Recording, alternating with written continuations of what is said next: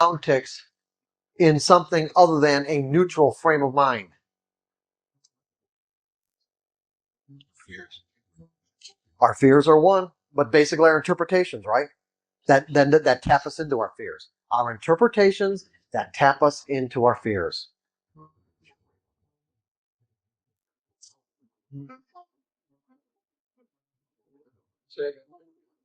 What causes us to perceive these up and down ticks as anything other than neutral? Our interpretations that tap us into our fears.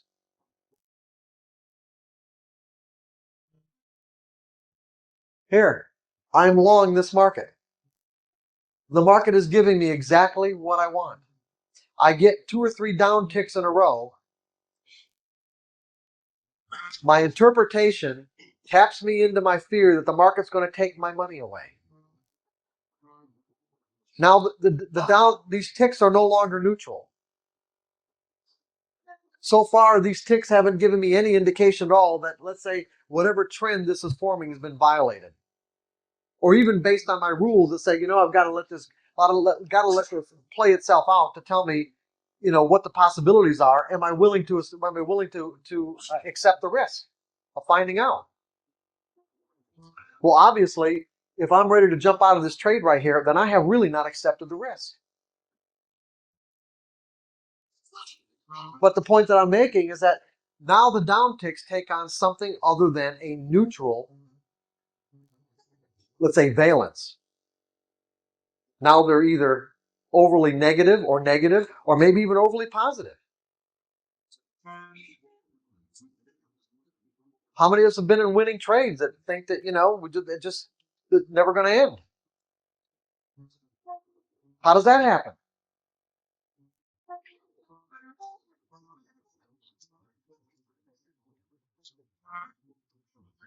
Even after the market has given us ample information to tell us that the trade is over with, okay? Here, you get so enthralled over the fact that the market's going up, up, up, up. You forget about the fact you've got significant reference points with this high, this high, this high. The market gives you an isolated high, starts reversing, and you know what? You didn't take any profits. You're down here at your original entry point. Next thing you know, you're losing money on the damn thing. Didn't take a dime out of it. And why? Because the neutral, in other words, from the market's perspective, these neutral up and down ticks took on an overly positive significance in your mind. Based on your interpretation.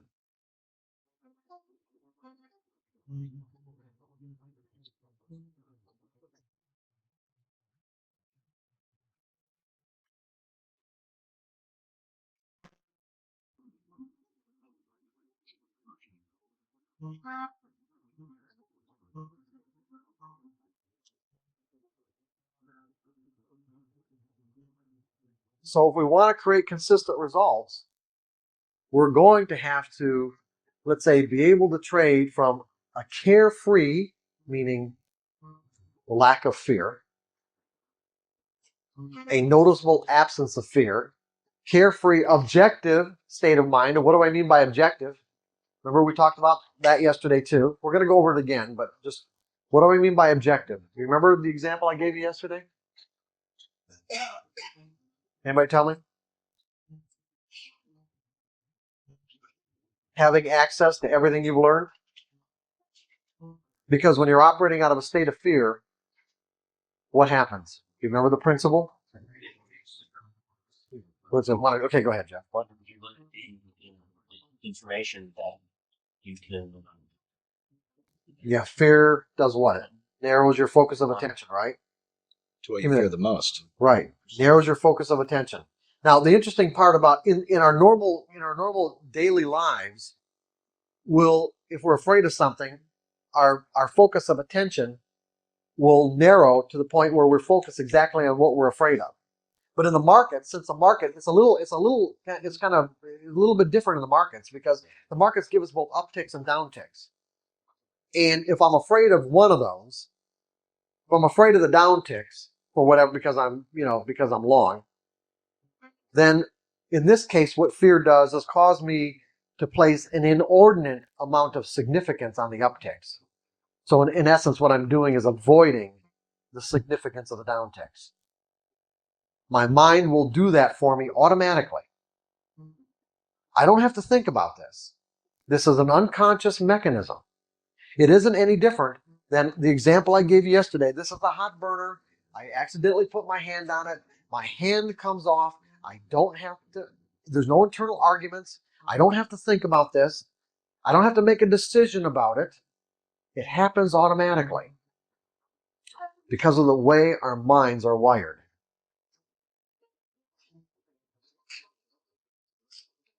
So what we're doing is we're becoming conscious of these mechanisms so that we can do something to compensate for them. If it is our desire to create consistent results or fulfill the potential that we know exists in the market. In other words, to become a, let's say, greater version of who we are, because that's in essence what we're doing. By accumulating more money based on our trading, aren't we becoming greater and greater versions of ourselves? Aren't we becoming more and more of who we once were?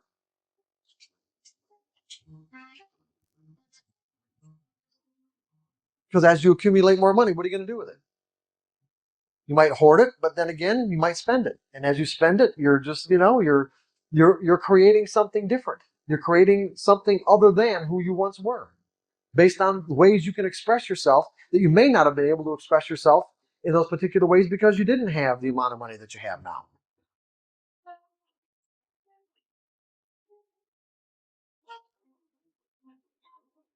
Is there something about this protection? Maybe it's just me, but are you up? Chances are not, John. In that example, you're up for them. What's that? But there seems to be, in my mind, you protect the money you made. It seems to be like something precious versus, you're down and I'll take a nickel or a dime, loss and get out of the trade. But something about it already happens. Got a quarter already on this trade. It's this, I hate to ever come out and say, if I'm up a quarter, or say I get out at 15 cents as an example because it falls through. And many times I get out of the trade because of it. Does that feed into your fear issue? Well, it's very hard for me. What's that? It seems. I get it. This thing that if I'm up on this trade, I try to protect it more. And I miss out on the bigger trades as a result of it. Yeah, that's really hard. It's really hard to learn how to take profits. Out of all the skills that you're going to learn, I mean, one of the most difficult is really learning how to take profits. But I'm going to give you a way to do that. I'm going to give you a mechanism on Sunday that'll do it for you automatically. So you don't have to worry about it. You don't have to really think about it in the way that you're thinking about it now. And it's simple and it's easy. It's just basically learning how to scale out. But, as much sense as it makes, it always amazes me how resistant people are to doing it. Just divide your position up into fractions and start scaling out as the market gives you money. I give myself money as the market makes it available.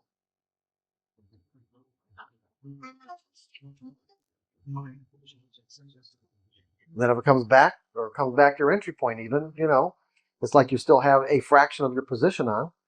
And you can let it see if it's going to just bounce right back off support again and go right back up or go through it. And then it might take a small loss on the last portion of it. But then again, since you don't know how far it's ever going to go when you get into a position, you want to be able to set your whole profit taking regimen up in a way where you can take maximum advantage of whatever the move is, whatever the move ends up being. I think I had a little breakthrough. I got out here that I had wrote out, on the plane yesterday, what I wanted out of this. One is I wanted to be more patient. And two is I wanted to basically let go of the fear. So that when I'm buying it on the bid as it comes in your example, that when I buy it, I don't just immediately bail out and it goes down another tick. And I think what I got was, what you said was, I didn't accept the risk of the trade in the beginning. Right. So it's basically, if you just accept the risk of the trade, I can be more patient and I can allow it to jiggle against me or hold it and go from there with it. Right. And so that was my breakthrough. And what does it mean to accept the risk? What exactly does that mean, Greg? I guess it means to just adhere to my stop loss, and that's okay. The part that I was looking for was that's okay. What does it mean to accept a risk? What does it mean to accept anything? I'm not sure I understand. Well, that's why we're doing this. Okay? What do you think it means to accept anything? What are the implications of acceptance? Whether it's in the market or anything else in your life. What are the implications? Okay, understanding. Realizing you made a mistake. Or, well, yeah. No, I'm not. I'm doing more generic, not the market. What does it mean to accept anything? There you go. When I said okay, whatever happens, you're comfortable, meaning you're at peace with whatever happens. In other words, the situation is completely reconciled in your mind. If you're going to risk a penny on that trade or risk a dime or whatever you're going to risk, that you have genuinely accepted. Genuinely meaning you're at peace with the fact that you're willing to spend the money. And there's no internal conflict. So just although we're getting way ahead of ourselves, but we're in this moment right now for Greg, okay? That's all right. Just so so what would it mean if you're not at peace with it? I guess if I'm not at peace with it, I got fear. And then what are you going to do? Okay, what are you going to do then? You're not at, you see, so now you realize, now you're looking at this chart, you say, okay, I've got to risk a dime. That's what the market's telling you, right? Based on the pattern. Based on your previous experience at this pattern, say, this pattern warrants risking a dime to find out if it's going to work, right? But now you're learning to monitor yourself and realize that, you're uncomfortable with that dime. You're not at peace with it. It's not reconciled. There's conflict. And you can know that in many, many different ways. One would be just the amount of hesitation you might have to hit your keyboard or pick up the phone. Now, what are you going to do? What am I doing? Find some way to deal with the fear. I have to do a little more breathing. I guess I got to acknowledge that the fear is there, and then reevaluate. Do I want the risk? Okay, good. Now, and what might the solution be? And my solution is say, yeah, okay, I can live with that, and go on. What if you're just kidding yourself? What if you're lying to yourself?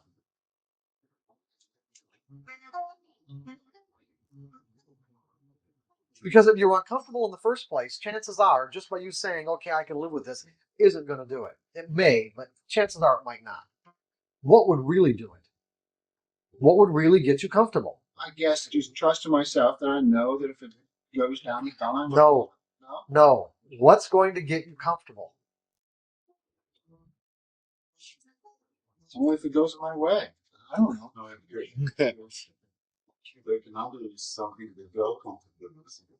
Yeah, scale back until you are comfortable. So if you're trading 1,000 shares, trade 500. And if you're not comfortable with 500, trade 200. If you're not comfortable with 2, trade 100. I don't like that answer. Oh.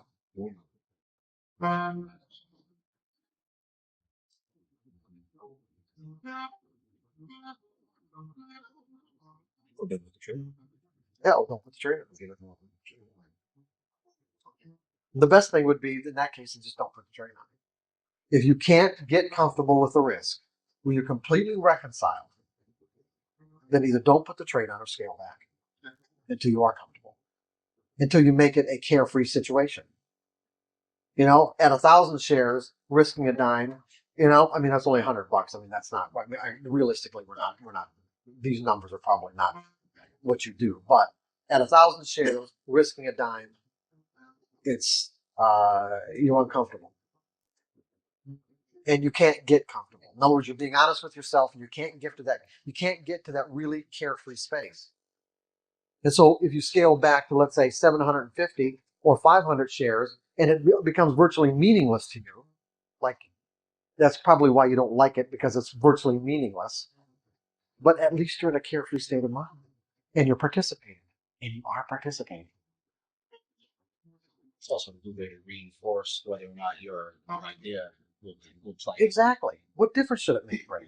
Whether you're trading 500 or 1,000 or 10,000, really? Because if you're really thinking about what skills I need to acquire and trading properly, it shouldn't make any difference at all. So scale back until it's carefree, until it's meaningless. Because that's exactly what it has to be. Because when it's meaningless, then you've eliminated your potential to define and interpret those up and down ticks in anything other than a neutral way. Because why? Why? Because you don't care. You don't give a shit. Yeah, good. So that does make sense to you? No? We don't like it. Well. I want to argue with you. I guess because I've been, scaling back. I've been in trades where you got 100 shares and you're scared, and then in trades where you got 5,000 shares and you're scared.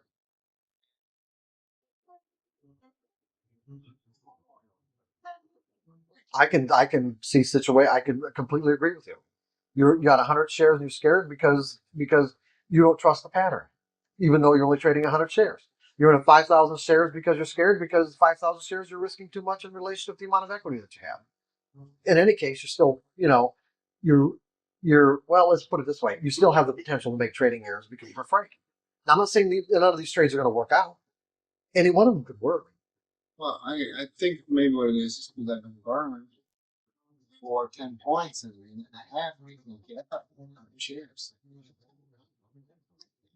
And would that be in a market that is in a stock that's pretty liquid or illiquid? Oh, yeah, that's right. Trading illiquid stocks. Yeah. Okay.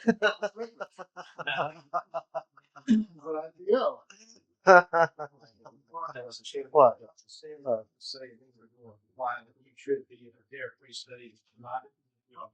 That's right. Exactly. That's right. Or scare. Or let's put it this way: if there is an in between, you're aware of it, and you're constantly monitoring yourself. But we're getting way ahead of ourselves right here. We really are. So what? You can start off being carefully state of mind. Yeah. Let's say you've actually got to that point where you Okay. can trade, you can handle the risk, and it's pretty far and accept it. Then something happens like as John Great. Greg says, and all of a sudden, the market really moves against you. You can't get out. How would you stay carefree in those circumstances? I mean, you're really like taking a beat. You may not. You may not be. I'm not saying you. First of all, Drake, you can't. When you say how do I stay carefree, it's not a matter of how do I do it in the moment because it'd be extremely difficult. In most cases, it's probably impossible. What you do is you set up the circumstances in your mind in advance. So when these situations occur, they don't affect you in the way that they used to. In other words, it's the kind of training that you go through. So, for example, this isn't any different than pilots or people in the military or people that their profession is inherently dangerous, where they have to do rescue missions or something like that. What they do is they train over and over and over again, so that what would be catastrophic to a normal person is just everyday circumstances to them. He's handling it. Yeah, so you can handle it from a relatively, if not completely carefree state of mind, confident, carefree state of mind. It's a matter of how much training and work you want to go through to get yourself to the point where a circumstance like that wouldn't affect you. It's possible, Jake. It really is. It's just a matter of how much effort you want to put into it. Believe your edges. If you believe you have an edge too, then the vacuum sometime in the future is going to go the other way. That's right. You'll get vacuums in your favor too. Right, exactly. You will. You'll get vacuums in your favor. That's right. But I think the downside of what you say is you control the amount of capital you produce in that. But you might want to say we're trading setting more weeks and still longer. Wait. Say this again. Your partner what? He was in a trade where the stock ceased trading. Well, the probability is that they took a violation. and he probably lose all of them, so you've got Right. the other 8 trade with the idea with that. Right. That's right. Exactly. Yeah, like the exercise. That's right. What the exercise that we're going to set up tomorrow, like the trading in 20 trade sample sizes, we've got to set this up in a way where the amount of money that you would need to risk to do this exercise is equivalent to losing on all 20 trades. If you took 20 losses in a row, you've got to be able to accept the risk and set it up in a way where you can accept the financial value, dollar value of losing 20 trades in a row. The likelihood of that happening is very remote, but it could happen.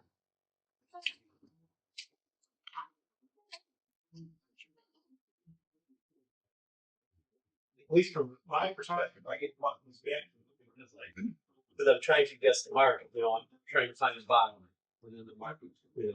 I know this is the bottom, and I'm fishing for it. And it only just the market just starts screeching down further and I'm caught in. So if I did the quote unquote risk analysis, and didn't have that belief that I knew what the market's going to give, I wouldn't be able to release most of those fixes anyway. It's personal. You also try to find tops? Oh yeah. Okay. That's when the market rolls and you get caught in it, for the most part.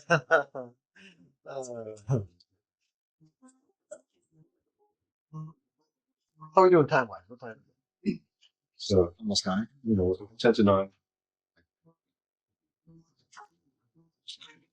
Okay, so again, I'm going to ask you guys, where are we going with this, and why do we need to go there?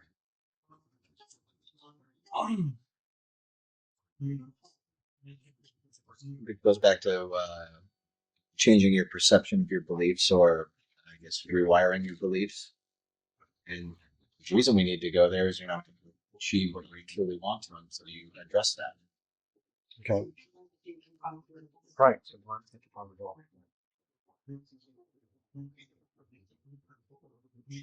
because that is the nature of the way the market moves, right?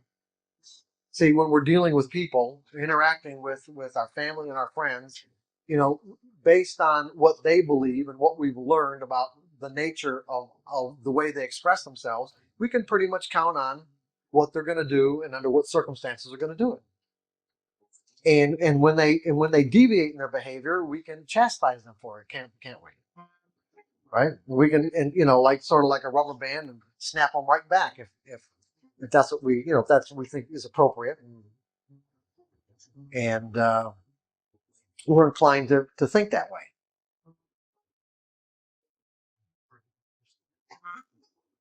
But with the markets, it's different. The markets really do. I mean, really, everything exists from a probabilistic perspective when you get right down to it. But the markets for sure. The markets are the most immediate environment where there is no doubt that everything is really probable. And all we're really learning to do is get our thinking to conform with or be in harmony with the way the markets exist. That's really all we're doing here. We're taking these conscious steps to train our minds to be in harmony with the way the market exists from its perspective. So that when we're in harmony with it, we can flow with it. And we can better able to take advantage of the opportunities that the market is constantly making available in every time frame. That's all we're doing here. We're adapting the way we think to conform with the market environment.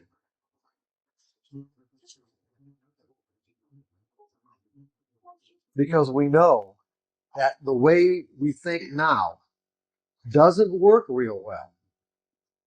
That doesn't mean we can't have winning trades. It doesn't mean that we can't even create, some level of consistent results either. But it just depends on what your goals are, what your desires are. How much do you want to create for yourself? Because at some point, you're going to find that if you don't think objectively, and if you are trading with fears, it's all going to catch up with you. And then it starts to get really frustrating or exasperating, or, the most exasperating thing that you could think of in terms of the way it's affecting your life.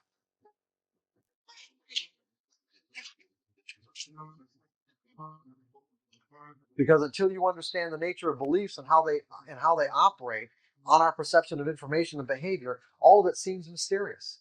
It's like, oh, I don't get it. I don't get why I can't take advantage of something that is readily available right now in this moment and the next moment and the next and the next. It's all right there. I can see it. The opportunities exist. The patterns flow by all the time. Why can't I give this to myself on a consistent basis? It seems kind of mysterious, right? Well, it ain't going to be mysterious after Sunday afternoon.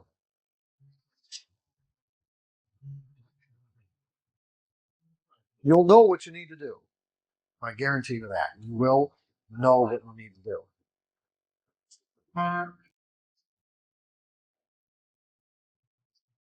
Whether you do it or not will depend on the level of your desire.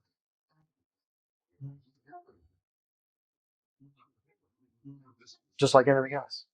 When you make up your mind to do something, what happens? That's right.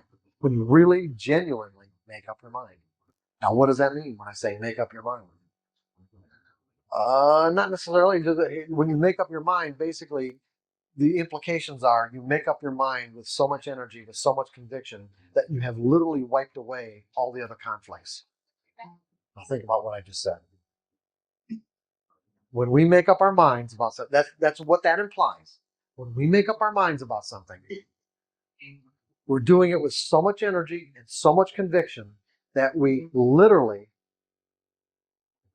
I'm going to use the word erase, but that's really not what happens.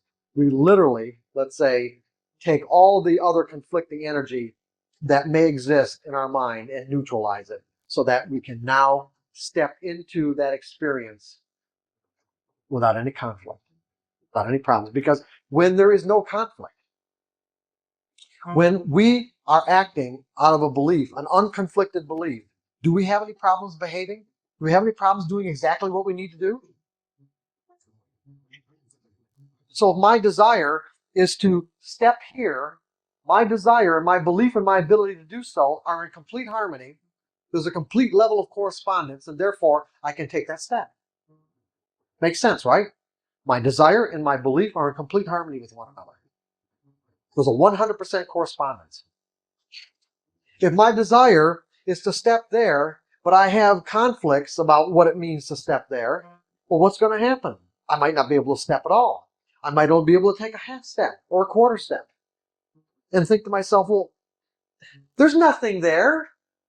There's nothing there. What's stopping me? Why can't I go? Why can't I do the rest of it?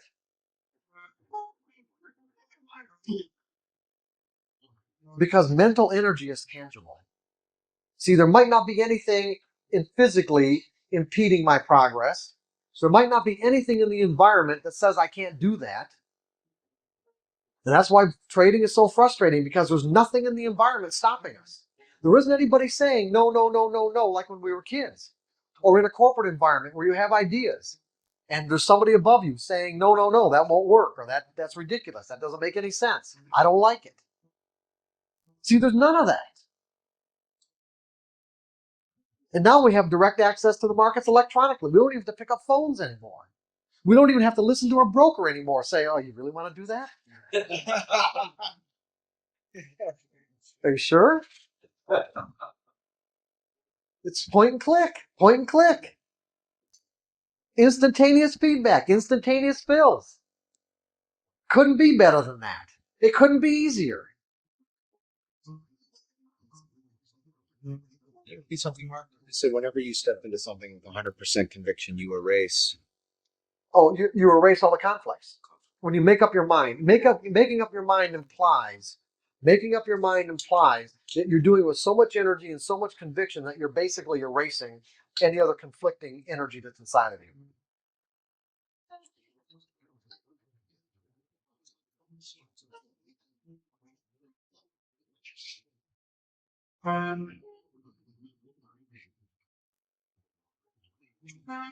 See, so there's nothing in the environment stopping us. That's what makes it so mysterious. Because if you don't understand how beliefs function, then it will be like just Doesn't make any sense.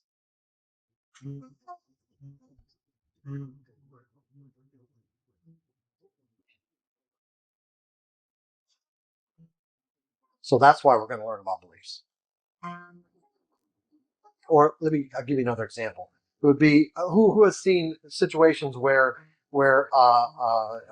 like scientists have done experiments with fish, for an example. They'll take a fish tank that's like this big, put a piece of glass in half the tank, so that the fish that are in this half of the tank, there's nothing over in this half, and they leave the glass in there long enough, and they take the glass out. Now there's no barrier, but the fish will stay in that half of the tank. Like same thing with electronic dog collars. Beliefs are tangible. That's what we're going to learn. Beliefs are tangible. They're real. So, for an example, you put an electronic dog collar on a dog because you want them to stay in a perimeter. What you do is you bury a wire with a radio transmitter on the collar so that every time the dog gets near the perimeter, and usually do it with some visual things too to reinforce it, they'll start getting electric shocks. And the closer they get to the perimeter, the more intense the electric shocks get. You don't have to do this very long, and you can turn the system off, even take the collar off, and the dog will stay in the perimeter. And also, I think conceivably, feel the electric shocks. That's why they stay in the perimeter. See, there isn't anything physical causing the shocks anymore. It's all inside their mind. I know people who have to literally have done this, and have to pick up their dog and carry them beyond the perimeter to put them in the car. It doesn't work any different with people. It's exactly the same. Once we acquire a belief about something, that belief will limit the way we perceive information or how we behave in a way that's consistent with the belief, regardless of what other opportunities or potentials exist beyond that belief. And they're real.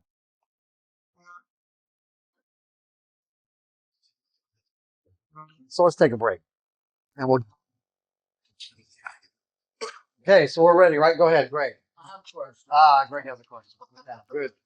That's a break. I believe this too. Well, certainly don't tell me if you don't believe it. So. You say you got to develop this carefree attitude. And I agree that you have to be flexible. Sometimes I've seen this in other people, and even with my own trade. Sometimes you don't get a feel until you have a little pilot position. So a little what? A little. You buy 100 shares to get a feel: is it going up or is it going down? Oh, okay. Just to get the feel. Sure. Somehow Probing the market. in a way, but it also gives you a different connection with it because you can feel you're long and the thing's going down and it's doing something to your mental state that, hey, I better be flipping this thing out, and it's really a sale, not long. So how do you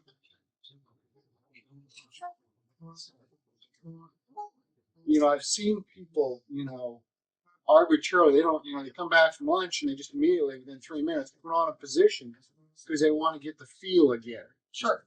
How does that reconcile with the carefree attitude? Well, I don't care if it's going up or down. I don't know. First of all, I don't really see a contradiction. Okay. But it's also a better question for tomorrow. All right. Okay, because that's the kind of question that's the kind of question that relates directly to what we're going to talk about tomorrow anyway. Okay. So if you want to save it till then. All right.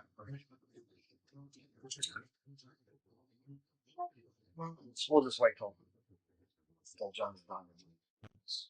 Because right now we're going to talk about the nature of beliefs. Get it with that stuff.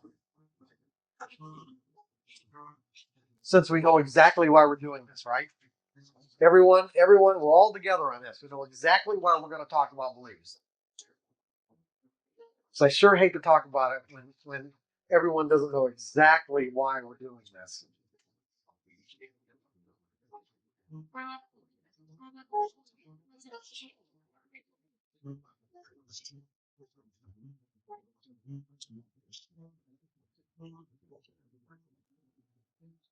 And have like the burning desire to get into this material. I feel this burning desire from everyone here. Let's do this now.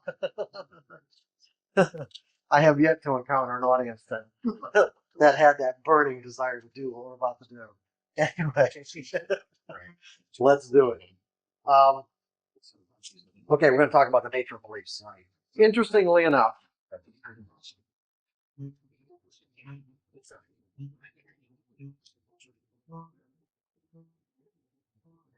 there probably isn't anything about that has more impact or influence on the way we experience our lives than our beliefs.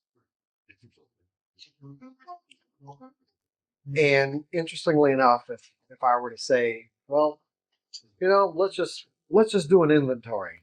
Let's just start out writing down just exactly what do you believe? Chances are your mind would go blank. And you wouldn't even be able to think of one belief.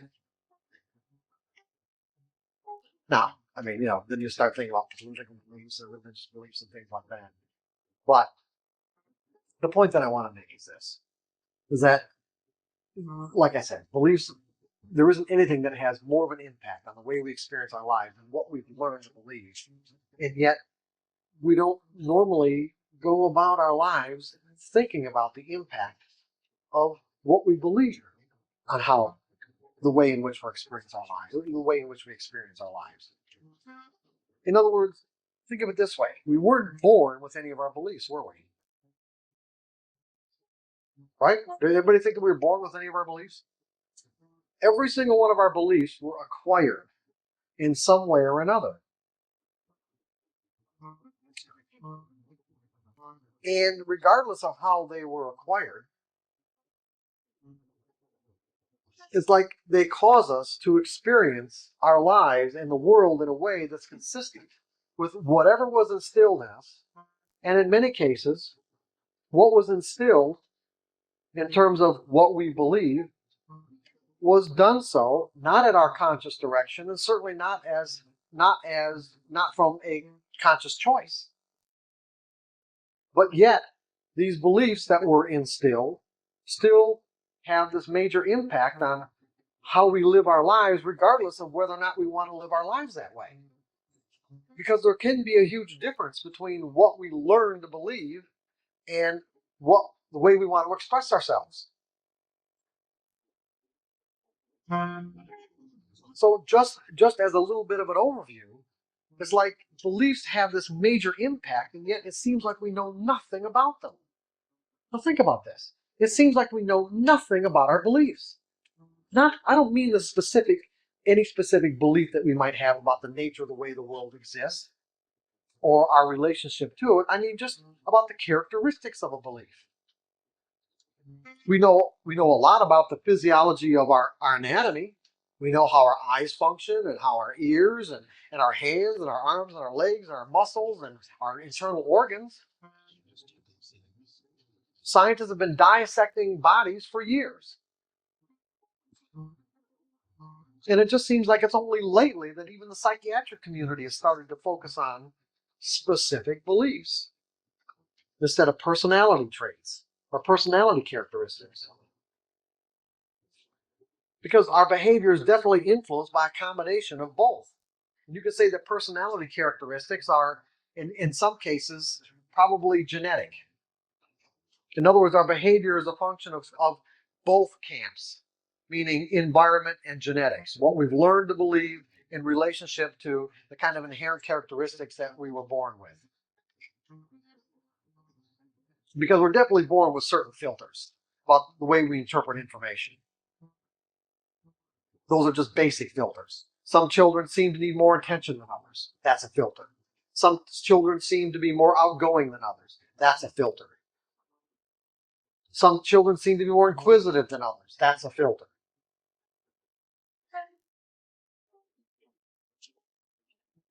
So there are some kids, for an example, that you could give every ounce of attention that you could imagine giving, and the kid that wouldn't be enough. And there are other kids you could do the same thing with, and they tell you to, get away, leave me alone. It's one of the big problems with parenting. is making those kinds of adjustments to the unique characteristics that each kid is born with.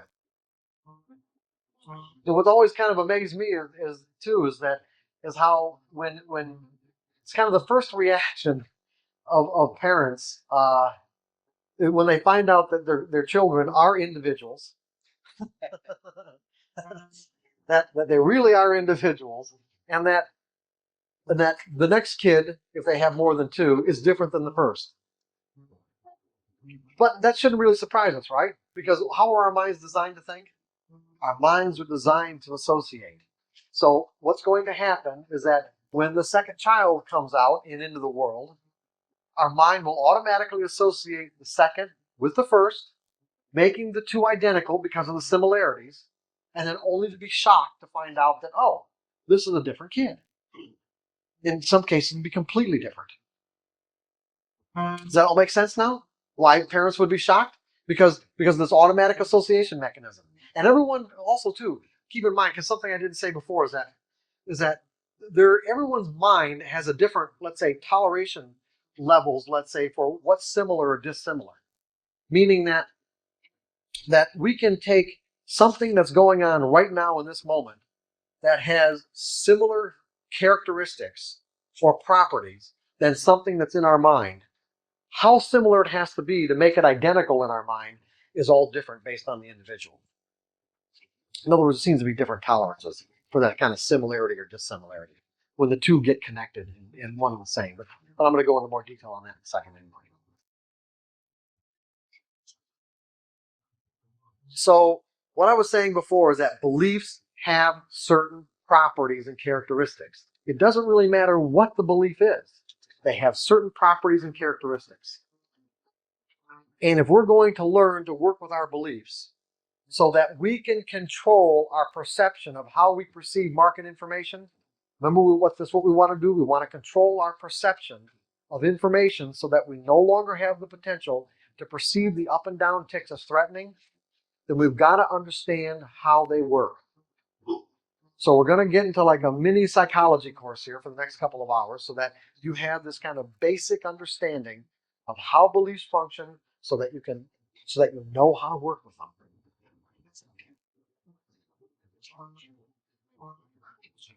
So the first thing we're going to talk about is how do they get formed? What are they and how do they get formed?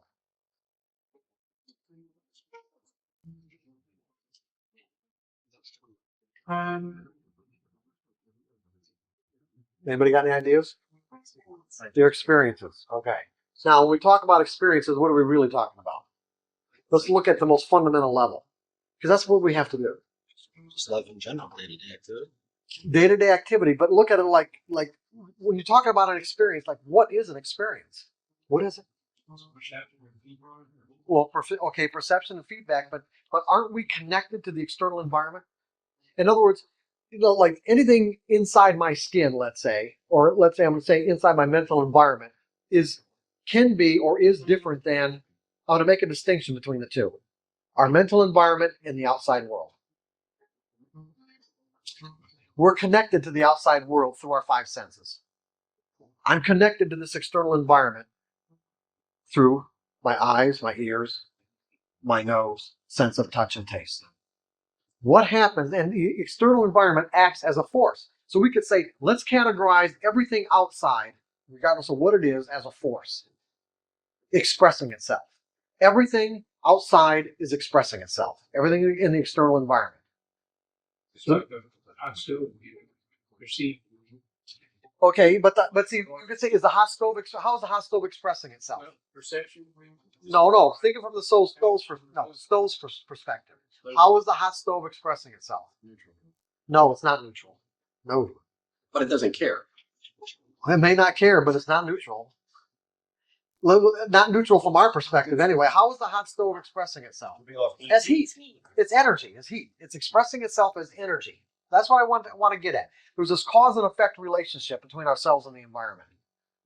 In other words, what you've got is a situation where all of the external forces that of nature has basically probably an infinite combination of ways of expressing itself. You've got humans, everybody outside of ourselves, and all the different people and all the different cultures and all the different ways that people believe about the way the world exists. They will express themselves in a way that's consistent with their beliefs. So that you take nature, plants, animals, waves, air, volcanoes, whatever, plants, animals, insects, people, and then everything man-made. Well, think about this, and everything man-made, which also expresses itself, these are all external forces that can express themselves in virtually an infinite combination of ways.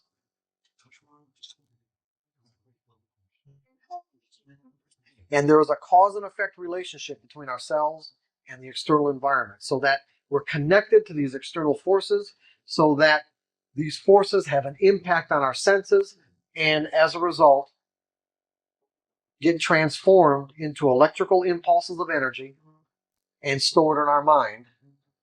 And let's say in the beginning, at least let's say in the case of an infant, as not just as a memory. What's the word I'm looking for? As a undifferentiated memory, you might say. So if we kind of put ourselves in the mind of an infant wouldn't have any way to categorize all these different experiences, because the way we learn to categorize experiences is through a structure we call a language, which is like this abstract symbol system. Yeah, a language would be like a reference point. But let's say what happens with an infant is that he has all these undifferentiated memories that just probably floating around in his brain without any way of categorizing what they actually mean. But what happens is that, like I said, the environment acts as a force on our senses and creates, and scientists know that these experiences get transformed into electrical impulses of energy. But then what happens to them after that? They become what we call memories. Now, are these memories, do they have any particular structure? Well, we don't really know, because we can't get in the mind of an infant. But we do know that eventually they form into some sort of structure. They form into structures based on how we teach children to organize these experiences.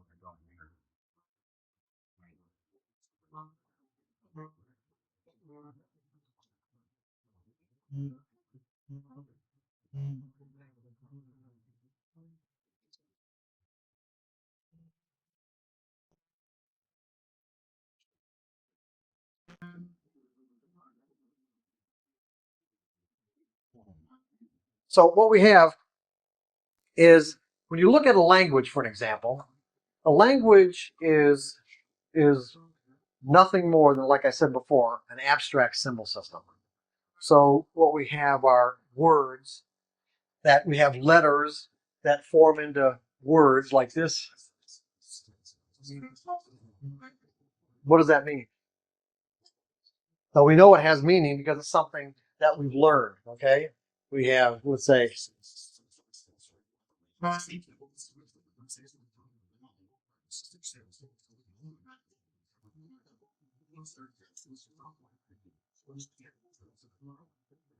now, by themselves, these letters that form into this word, and these words that we can put together into concepts, by themselves, they are virtually meaningless.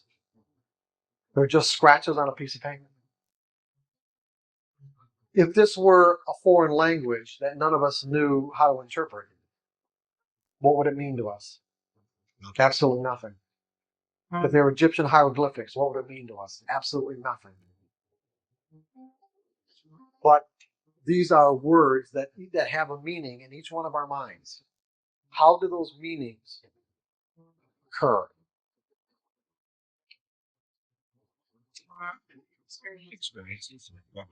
For your action.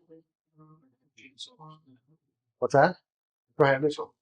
Being taught. Okay, yeah, exactly. In other words, someone making an association between certain environmental phenomenon, certain ways that the environment can express itself and act as a force on our senses, and associating it with these abstract letters: cold, hot, night, daylight, word. And now when the energy, now this is what's really important here. When we associate the energy of the experience with the word, it takes on a tangible reality or a tangible meaning.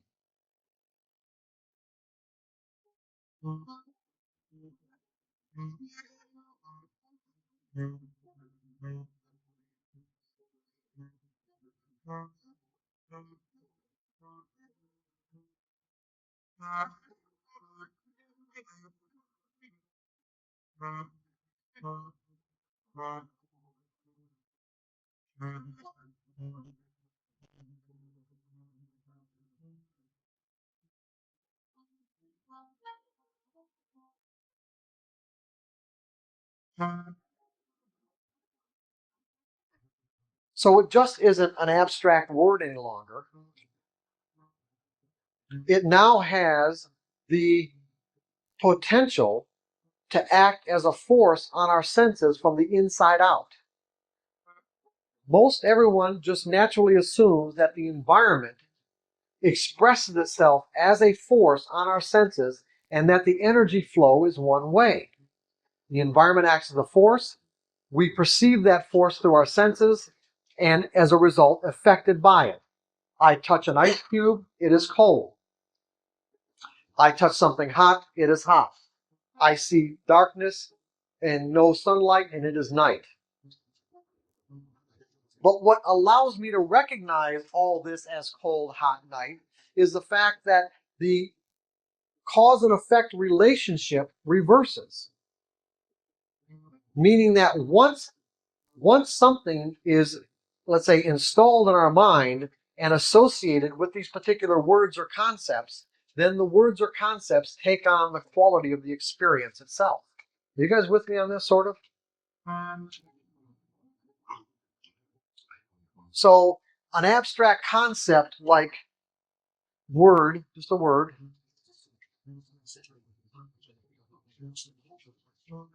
just a word, right? Well, just a word. But it's not just a word, is it? It's now an energy structure in our minds that will have the potential to act as a force from the inside out. So, for example, when we've learned to make distinctions in the charts in terms of how do I even know that an opportunity exists? When these patterns come up, when we learn to recognize patterns, it's like there has to be something inside our mind that causes us to even recognize the pattern in the first place. And it's these concepts or these structures that are created as a result of our experiences and associated with these words that act as a force on our eyes so that I can see what I've learned. Act as a force on my ears so that I can hear what I've learned. In other words, we learn to make distinctions in all these collection of forces that exist in the various ways the environment can express itself. So that I know how to I can make the distinctions based on what I've learned about. If I haven't learned about it, can I make a distinction about it? No. It literally can be invisible to me. Something that we haven't learned or experienced can literally be invisible and yet be right in front of our eyes in terms of a potential or an opportunity. We'll get into that, how that works in a second, more graphically. So what I'm going to say is that beliefs are energy structures. Now, can energy take on shape or take on a shape or form? In other words, when I say that a belief is structured energy or an energy structure, does that make any sense to anybody? Does it? I guess maybe in the context that it can create an emotional impact on you, if that's what you're referring to. Okay. That's good. That's not exactly what I'm referring to, though. Can anybody think of something in the environment that would be analogous to beliefs taking on our energy taking on shape or form?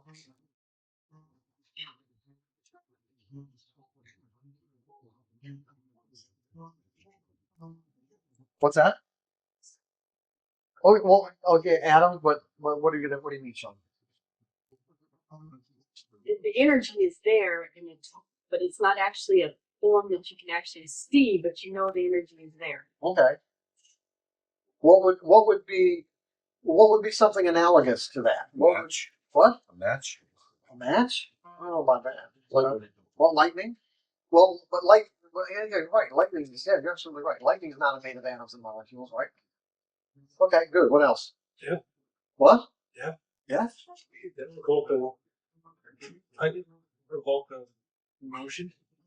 When you say energy structure, I think of the Can energy take on form? That's all I'm asking you. How can energy take on form? Yeah. How? What ways? Just tell me the ways that energy can take form. Electricity is good. Okay. But in what way? Light. Within the body, it can change the chemical structure as well. What's that? Within the body, it can change the chemical structure. That's true, but that's not what I'm getting at. I'm getting at something else. Are my words structured energy? In terms of sound waves? I'm not making these, I'm not doing that, right? It's structured. I mean, even that's structured, but but the point is that what you're hearing is energy, correct? And is it not structured in a particular way? What about all the information that's carried on microwaves? All our phone conversations that transmitted through the atmosphere on microwaves, is that structured energy? Radio waves, structured energy? Can light take form? Can light take form and structure and have dimension? Television? Or what's that? Flashlight? What about laser shows? What about holographs? We're project a holographic image. You got a three-dimensional image. What if this were a three-dimensional image projected into this space? You've got dimension, right? You've got height. You've got circumference. You've got width. I can measure it. But is it made of atoms and molecules? No, not this. If I'm saying this is a holographic image. So the distinction that I'm making, this is really important, is that it was not made of atoms and molecules, and it's not taking up any space. This is really critical. You have to get this concept that beliefs are structured energy, but they don't take up space.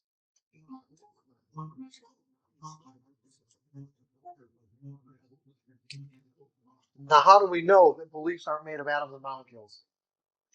Why do we know that? can't touch it. Well, no. Think about this. Now, how do we just know that they're not? Can we make that assumption? I'm here. I'm making a statement, but why can I even make that assumption in the first place? They're limitless. Yeah, but why do we know that? Why can you make that? Why are you saying what you're saying in terms of the limitless? Substantial capacity. If they're in your brain, you can get as much as you want in there. I'm not going to disagree with that, but still, is there any other tangible way to know that beliefs are not made of atoms and molecules? Yeah, you're okay. In other words, we know that brains, let's see, people's mental environments or brains have been dissected down to the atomic level, And we know, at least as far as I'm concerned, I haven't read anything or heard anything where somebody has experienced somebody else's beliefs firsthand, meaning in their natural form as they exist inside our mental environment. Even people's memories can't be experienced firsthand. We know that scientists have learned that if you stimulate certain parts of people's brain, that they will experience certain memories that let's say that exist in that particular region of the brain. That's where they're stored. But the scientist doesn't experience the memory firsthand. The scientist only experiences the memory based on how the person related the memory to the scientist. And as of yet, no one has experienced what someone's memories are or what someone's beliefs are as a first-hand experience. That's something that's made of atoms and molecules. Brain matter is made of atoms and molecules. The synapses that cause us to think in the ways that we do and how information gets transferred from one part of the brain to the other is made of atoms and molecules.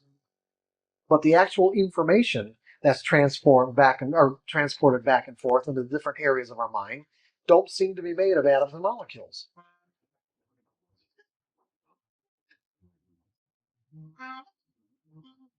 Does that make sense to everybody? They seem to be made, I'm just going to say, of structured energy. Electrical energy. Yeah, electrical energy. Now there's a real important implication here. That if the environment can express itself in an infinite combination of ways, and if beliefs and memories aren't made of atoms and molecules, wouldn't that imply that we have an unlimited capacity to learn?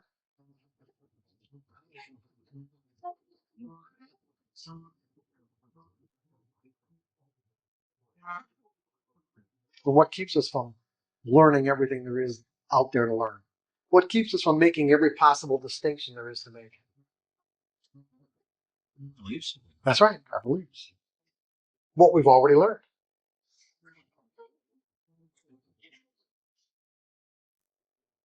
What's the force inside of us that says, when we're encountering something that we haven't experienced yet, but that's in conflict with something we already have experienced, say, I don't believe that. I don't believe it. What's that force inside of us that causes us to instinctively, I don't believe that? That's right, the force of the belief that you already have. In other words, that is an inherent characteristic of a belief, isn't it? To immediately, without any conscious thought, resist any other information that might be in conflict with it, regardless of how functional or dysfunctional the belief may be. It doesn't matter what it is. That's just the way beliefs operate. But that's not what I'm getting at the moment. What I'm getting at the moment is that you understand this nature of energy that takes on structure and form. Energy that takes on form. In other words, I want you to make the nature of a belief as tangible as possible in your mind. The more tangible that we can make it, the easier it is, the easier time you're going to have to work with them.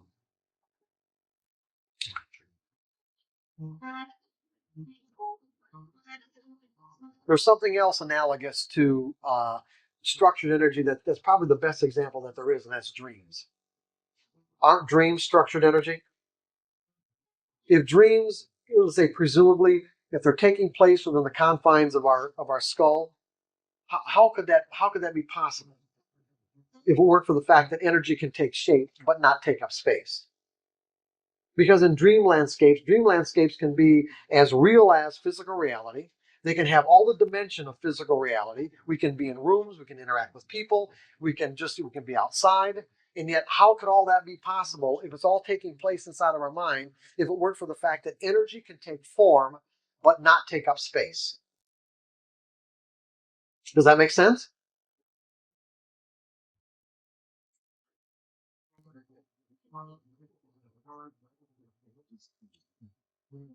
So, do you guys have any questions about this so far?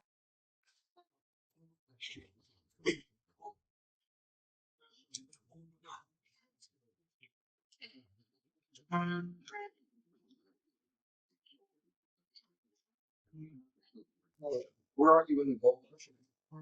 I'm on page 2 of section 4.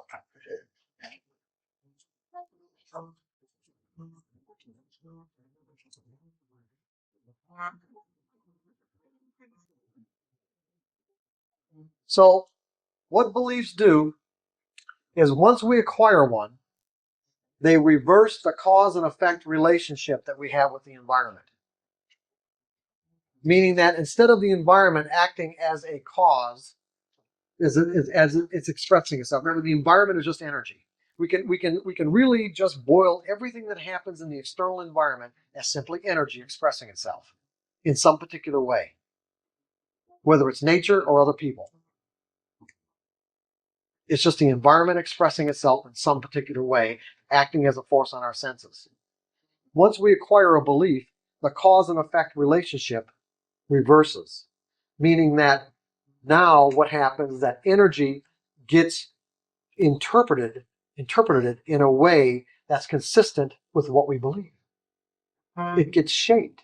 In other words, the force on the inside, the structured energy on the inside, acts as a direct force on our eyes so that we perceive information in a way that's consistent with what we believe.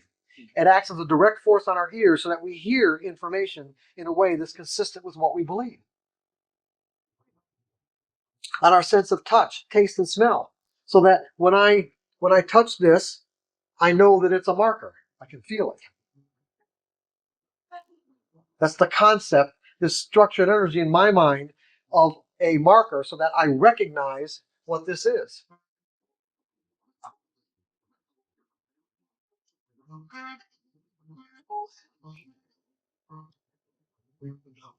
And as a result, they also create our expectations. And remember what I said, what is an expectation? Yeah, a belief projected into the future. Into some future moment. Whether it's a second from now, a minute from now, a day, or whatever. It's that we're expecting the environment to show up in a way that's consistent with what we believe. Just so I understand this concept of the environment having, once you have a belief, the cause and effect relationship is reversed. If I don't have a belief and you utter a phrase to me, if I have they're just simply words. Once you attach a belief to that, though, I can interpret that in a multitude of ways, as opposed to just simply a phrase that's being projected at me. Is that correct? Well, I'm not sure exactly what you're getting at. If you're saying like a first-time experience, Yes. okay, like first-time experience, you'll just take in a way that directly relates to the way the environment was expressing itself. Right. So there'll be a direct one-to-one relationship. Right. But now there may not be a direct one-to-one relationship if there's any similarities to anything else that you might believe. So there could be part of it that could be brand new and other parts of it that you might interpret in ways that are consistent with something that's already inside of you. So that you'll start making connections immediately. Because that's what our minds do. They automatically, remember, our minds are wired to associate, so we'll make these connections. If there's any similarities at all, our minds will start making connections to what we already know. And the reason why is because it's uncomfortable to be in a state of confusion. See, information that we can't make any distinctions about creates a state of confusion until we've learned to make certain distinctions. What does it mean? What does it mean? Now, when we know what it means, we're not in a state of confusion anymore. That doesn't mean that what we've determined it means is functional or that's going to help us in some way. But we'll get into that in a second.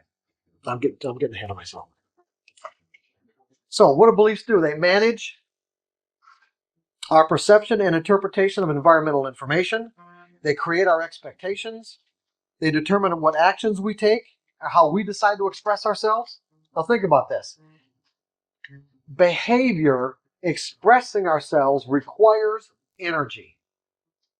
I am going to express myself and you are going to express yourself in a way that's consistent.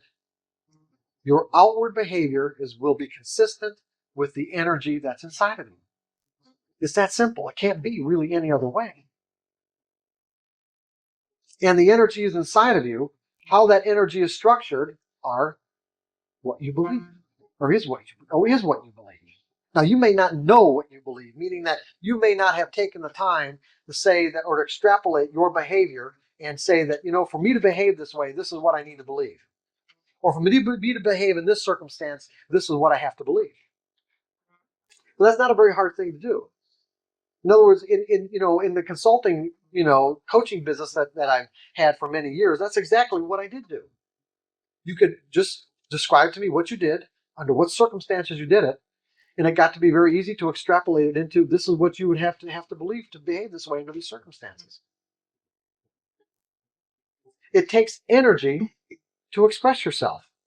And how we express ourselves is going to be consistent with the energy inside of us. The intensity to which we express ourselves will be consistent with the energy that's inside of us.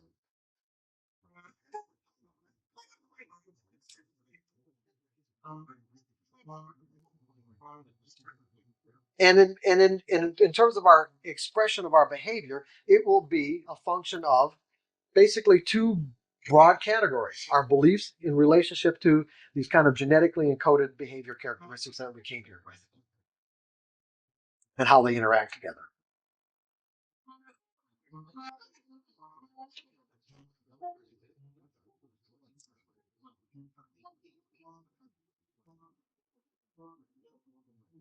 Is this making sense to everybody? Okay.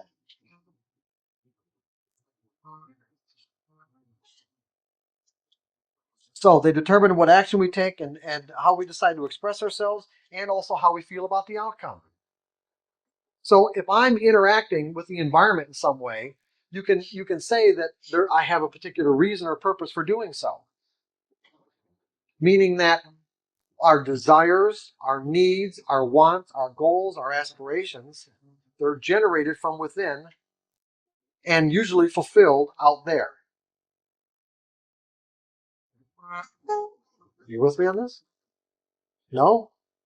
Okay, what you want, what you desire, what you feel and believe you need, or what your goals are, all come from within here, right?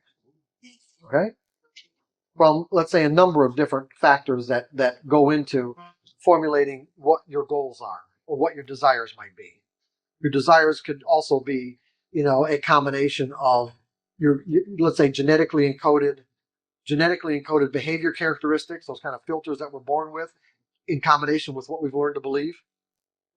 Also, we're going to add another dimension to this, and that's our inherent capability of being creative. And creativity comes from, instead of going where it comes from at this point, let's just say that creativity is bringing forth something that didn't previously exist.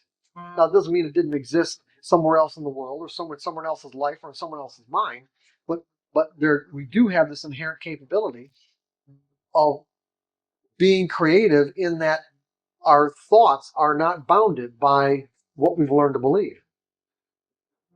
In other words, we can think in any direction we choose. And therefore, as a result, we can also be inspired by certain thoughts and feelings that cause us to think of something outside of something we've learned to believe, and therefore generate a desire based on that. All I'm saying is that whatever it is, desire, want, need, goal, aspiration, generate from within and usually fulfill out there. Meaning, I'm going to take a particular set of steps to fulfill my needs. I'm going to have to interact with the external environment to fulfill my needs. I'm going to have to interact with the external environment to fulfill my desires. Your desire is to be, let's say, a consistently successful trader, to accumulate wealth as a trader. That's a desire generated from within. What do you have to do? You have to interact with the market to fulfill that desire, correct? And as a result, you are going to take a particular set of steps to do that, correct? Those set of steps are going to be based on what? What steps you decide to take are going to be based on what? A function of what?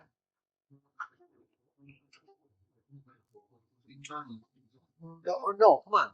The set of steps you take in any given set of circumstances to fulfill your needs, wants, goals, desires, whatever your agenda is going to be based on what?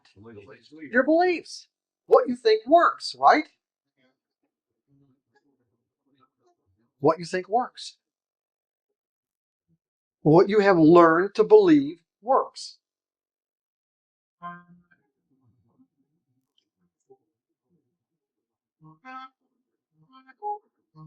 And then how you feel about the outcome of whatever steps you took in interacting with these external forces is also a function of what? What I've learned to believe. So probably, when you look at sports, the dynamics of successful athletes. You've got athletes who you probably all have read about things about, certain athletes have certain styles of self-talk, or, their internal dialogue that goes on between them. Okay. So when one athlete makes a mistake, they might criticize themselves and call themselves names, and other athletes, just shake it completely off and think very positive thoughts and get themselves refocused on what they need to do. Those are based on beliefs that they have about what they think works. Or whether they even think it works or not doesn't even make any difference, because a lot of times, certainly the self-criticizing beliefs were usually installed by other people anyway, and they won't really even have a choice in that respect unless they've gone ahead and kind of cleared that stuff out, worked on clearing it out. They won't have a choice about what they're hearing in their mind anyway. But the point is, it is based on how they feel about the results of any particular action they take will be based on what they've learned to believe. So you can, so what I'm saying is that regardless of what outcome you get, you can actually acquire a set of beliefs that allow you to think positively of yourself regardless of the outcome. It's just a matter of what you've learned to believe, what you've learned to believe about the nature of mistakes.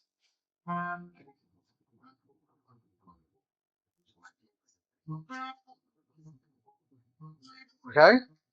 So beliefs manage the way we interpret environmental information. They create our expectations, determine what actions we take, and how we feel about the results. You guys with me on all this? I'm going to give you some examples to really illustrate it. The best example I can give, two of the best examples I can give you, one's in the disciplined trader, one's in trading in the zone. But I really like the one where I was writing the disciplined trader. This would have been sometime around 1986 or 1987. And I'd been writing all Saturday afternoon, and I took a break and turned on the TV. And there was some locally produced TV program in Chicago called Gotcha Chicago. And what the news station did was hire people to play practical jokes on some local Chicago celebrities. But in one case, what they did is they hired a guy to go out on Michigan Avenue, and they stuffed his pockets full of cash. And they gave him a sign that said, "Free money today only." That's what the sign said, "Free money today only." And his instructions were to only give money to anyone who asks for it. All right? That was the instruction. Give money to those who ask. He went out on Michigan Avenue.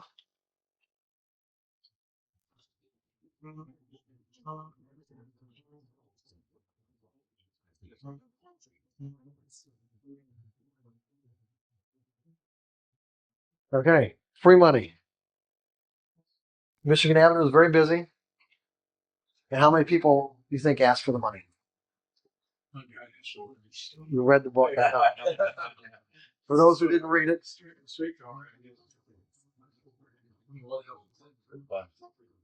yeah, only one person approached him and asked him for a quarter for illustration. Now, remember I said a moment ago, you can tell what people believe based on how they behave in circumstances.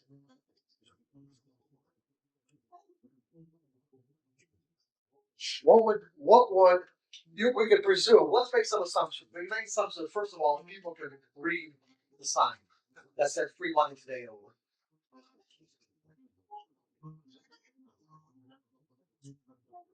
But yet nobody would ask. As a matter of fact, he became really frustrated because he didn't really understand what was going on. He thought that he'd be mocked, and and really under probably under circumstances in which people did believe that money was free, he was probably putting himself in danger. Because people can really get, people can act pretty weird when it comes to. Really? Yeah.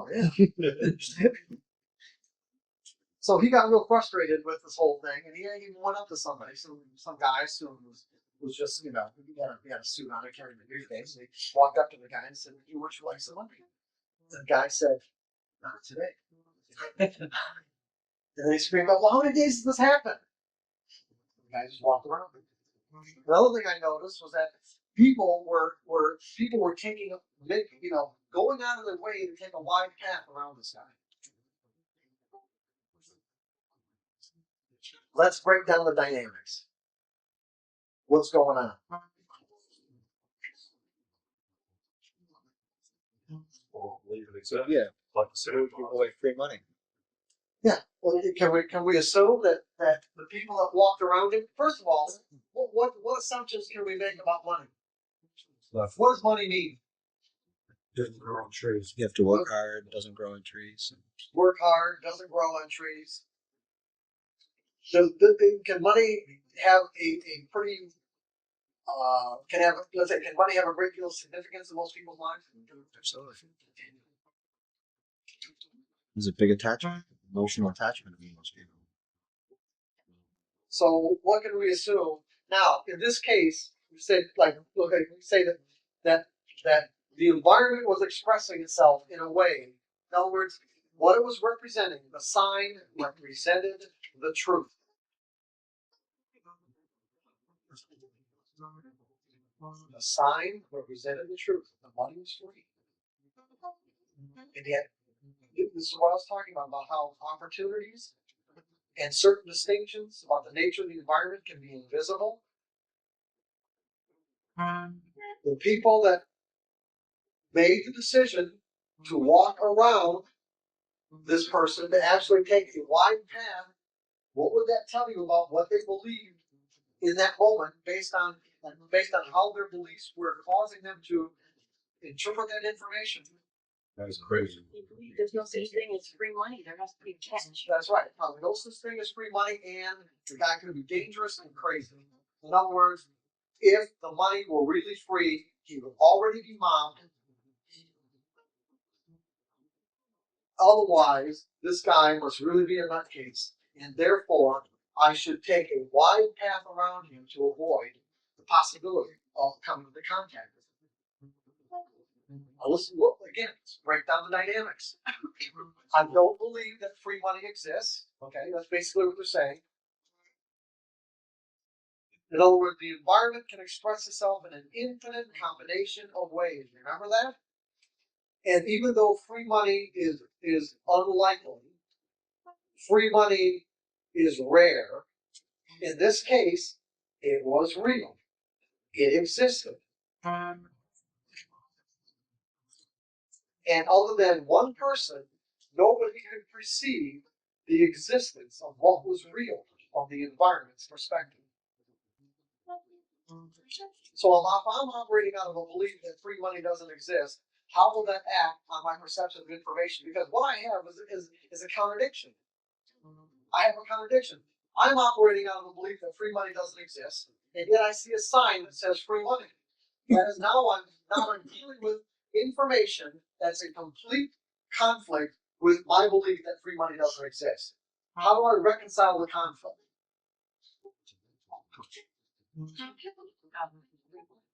No, not in this case. No. People aren't going to on the street and start changing their beliefs. That's for sure. How are they going to reconcile the conflict? Interact with them. Or interact? No. Go and take it. You already said. You already decided the guy's crazy. Oh, they listen to the open beliefs. Yeah. They don't change. No, you guys are okay. I'm sorry. I'm going to make myself clear. I've got a belief that says free money doesn't exist. That's my reality. I've got information in the environment that's in direct conflict with what I think is real. How do I reconcile this conflict between what's in front of my face? I can read the sign. You gotta ignore one. Changing energy. Yeah, I've got to rationalize it away in some way. In order to keep your belief. Not to keep nothing's going to happen to my belief, believe me. It ain't gonna happen. My belief isn't gonna change at all. I mean, people's beliefs just don't change unless something very dramatic happens or they consciously do something about it. But I still have to because I still have to reconcile the conflict. It needs to be justified. But what? You ignore it. I can ignore it, or I can again, like Jeff said, I can decide that the guy must be crazy because he believed free money's big. I just can't walk away from free money. Well, what would happen if they decided to just take a chance that one day and go against their belief and really see if they're That's right. We're going to get into that in a second, Sean. Okay, but that's But right now we're just dealing with the people who saw the sign, could read it. What do they do about it? What do we do about it? See, these shouldn't be hard questions to answer, guys, because this is something we do every day in our lives. Every time we confront conflicting information from our friends, our spouses, or whatever, we find some way to either argue our way out of it, right? Or if we can't do that, what do we say? Well, you're crazy. rationalize it away until Yeah, until you're not in a state of conflict anymore. I've got a belief that says free money doesn't exist. I've got conflicting information I'm being confronted with. I didn't ask for this conflict, meaning that I stepped into it inadvertently. I'm walking along the street, and all of a sudden I see the sign that says free money today only. It completely violates what I believe to be true. What do I do about it? I say, well, it's not true. And as a result, this guy must be crazy. So as a result, my belief that free money doesn't exist, manage my perception of the information in a way that's consistent with what I believe. My expectation was one of possible threat or danger. The guy I decided was crazy. My behavior is I take a wide path around this particular person to avoid encountering him. And how do I feel about the results? Good. Good. Yeah, I did good, didn't I? Okay. I avoided a possible conflict with a crazy person. belief ruled all of your actions. That's right. The belief ruled the whole process.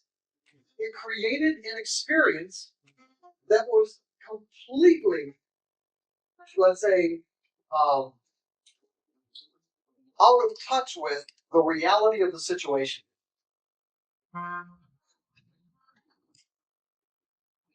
From the environment's perspective, the belief that we operated out of in that moment as an example, or the typical person that saw the sign, the way the belief, impacted their perception, their expectation, the behavior, and how they felt about the results, created a reality for them, meaning an experience, a reality for them that was 100% or 180 degrees away from what was available from the environment's perspective. And interestingly enough, if you gathered those people together and asked them what they experienced, they would tell you what they experienced based on what they because their experience reinforced their belief. And if encountering the same situation again, what would they do? The same thing. Why? Because they didn't learn anything. Nothing changed. That's a little experience. If they encountered someone with a sign again, they would experience the exact same thing. Feedback? No, not saying that they have feedback. No. We're not talking about feedback. We're talking about how I'm just talking about the impact that beliefs have on what we experience in relationship with what's available. The belief rules. Exactly right. So now you can, just a little side note. Now you can start to see when I say that if I believe that I don't need to know what's going to happen next to make money, or I believe that anything can happen, or I believe that it only takes one trader somewhere in the world to negate the bottom of my edge. Am I not going to put a stop in the market? Am I not going to predefine my risk? Can I possibly do that if I have those beliefs? I couldn't do it. I couldn't make that mistake. I couldn't make that error.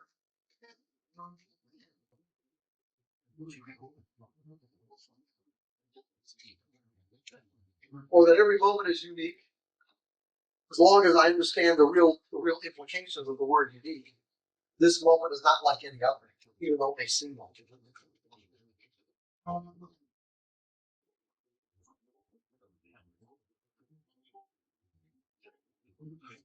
See, this moment is unique. Won't let me think that I know what's going to happen.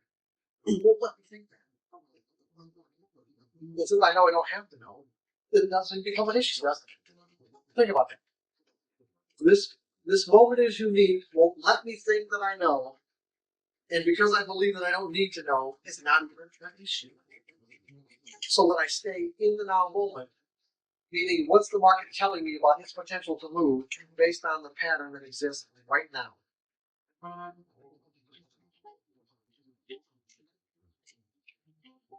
just want to do it. Is that all right, guys? That's good, right?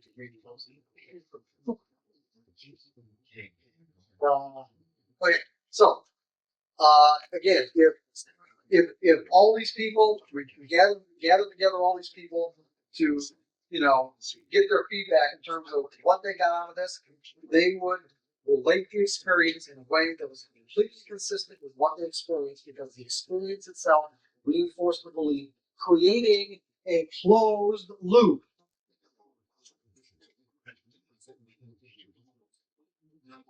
The belief acts as a force on our perception of information in a way that's consistent with the belief.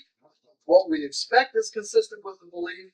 What we do and what we do is going to be consistent with the belief. Therefore, the experience that we have will be consistent with the belief, and therefore everything gets reinforced, and nothing that might exist outside that circle even has the possibility of entering into to break the circle.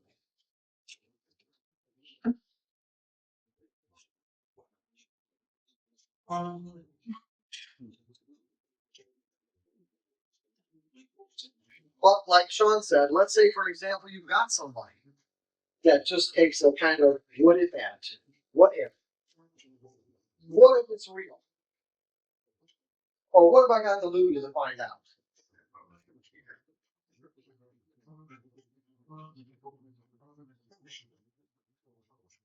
And so this person just goes up and says, okay, give me $10. The guy reaches in his pocket, pulls out a $10 bill, and he hands the $10 bill to the person. Now what? Now we should the dynamics. Now what? What? We should ask for more. Well, well, I was going to get to that. Right. Wish you asked for more. Right. Typical trader's mentality is to ask for more. However, what? Okay. Let's look at the dynamics here. What happens? You get free lunch sometime. Okay, you get free money sometimes. What happens to this belief you want free money not exist? As an addendum to it.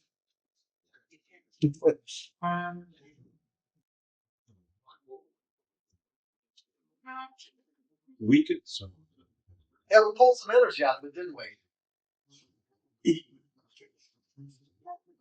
In fact, when you look at the nature of this particular concept and how definitive it is, we can say that what we've really done is pretty much neutralize it. Because you can't say it doesn't exist, because it does exist. It's not black and white. It might not be common, but it does exist. And so what happened? In essence, we used the vernacular, he changed the belief. We really didn't change the belief. We've got two contradictory beliefs inside of his mental system. One that says free money doesn't exist, one that says it does. Which has more energy? Probably the one that says that it does, because under similar circumstances, is he going to hesitate asking for the money? I don't know. He'd be the first one in line, right? Oh, I remember that. Okay? Yeah, okay. I know what's happening. I know what's happening here.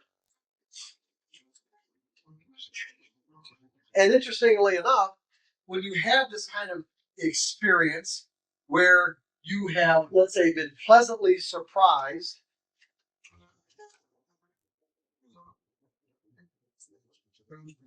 with an experience that contradicts a limitation, you might say, because this is a limitation, and pleasantly surprised, what are you going to do? You're going to want to share that with everybody, right? Not everybody, but most everybody. You're going to go home. You're going to go back to the office. You're going to be maybe even jumping up and down. And virtually the same three words will roll out of everyone's mouth when you confront, let's say, whoever it is that you want to tell. What are you going to say?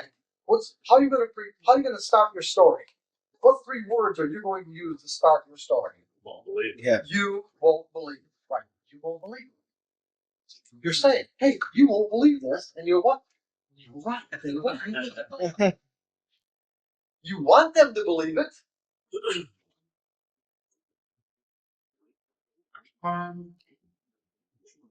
But you're right. They probably won't.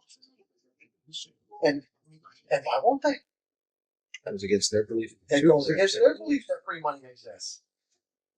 And so they will interpret your story as being a fabric of your imagination, or just maybe something you're trying to pull over on them. Whatever way they might interpret why you're saying what you're saying, they will find a way to rationalize it away so that they're not in a state of conflict. By the fact that you're confronting them with information that completely contradicts what they believe to be true.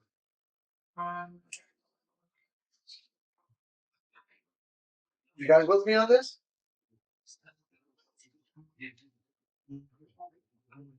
And interestingly enough, let's look at the state of mind.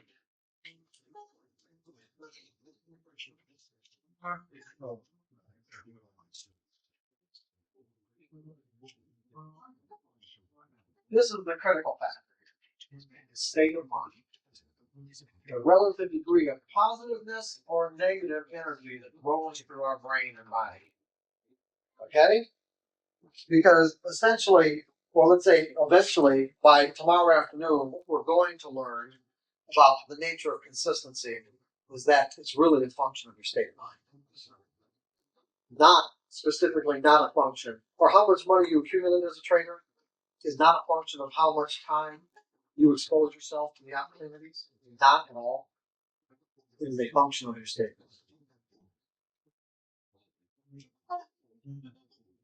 That's a big one. That's a tough one.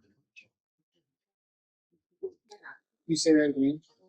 That the amount of money you accumulate as a trader is not a function of how much time you spend exposing yourself to the opportunities, as most people think that it is. Now, the more opportunities I expose myself to, it would make sense that the more money I should be able to accumulate. And I'm saying that is expressly not the case. The amount of money you accumulate is a function of your state of mind while you're trading.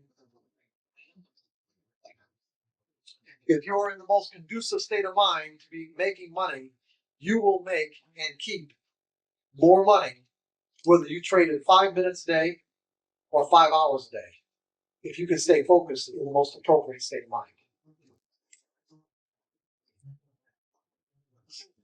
And so the whole idea is that if you're not in the most appropriate state of mind, then again, double true. It's like putting money in the bank. And that's basically what I meant yesterday. But let's look at the state of mind. What time is it, by the way? 40. Okay, but let's look at the state of mind that each one of these beliefs produce. The people who believe that free money didn't exist and walked around that particular person, you could say that there are varying degrees of discomfort based on how crazy they thought the person was. The crazier they thought the person was, the greater the degree of discomfort. So you could take someone who really thought the person was crazy, and instead of just taking 5 or 6 feet, there's a one-to-one correlation. You can even measure it, basically. How far away they would go out of their way and alter their path would be in direct relationship to the degree of discomfort, meaning the degree of negative energy that was in their belief about how crazy this person was. To the point where somebody might even just cross the street just to stay on the other side of the street. And so their experience of the situation was, let's say, close to, if this was terror, okay, and this is confidence, you could say that someone could actually create for themselves an experience of fear or terror. But that's not what existed at all. Go ahead, Michelle.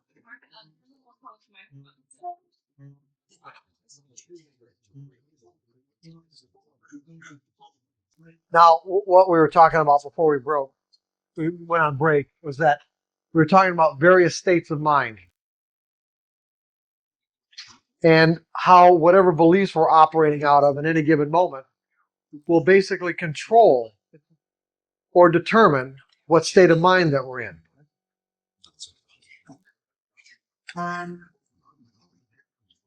In other words, the energy of the belief that we're operating out of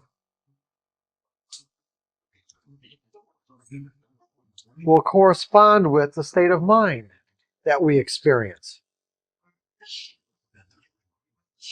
So, for an example, the people that decided, based on their belief that free money didn't exist, that the person had to be crazy.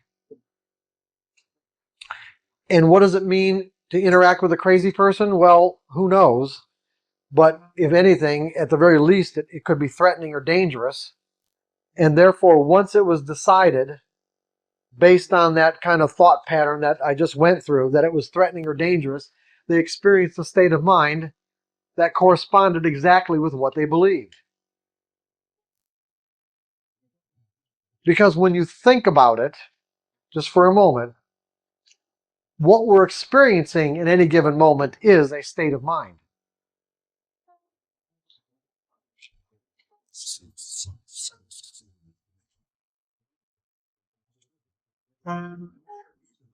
Are we not? That's what's real. What's real in any given moment is our state of mind.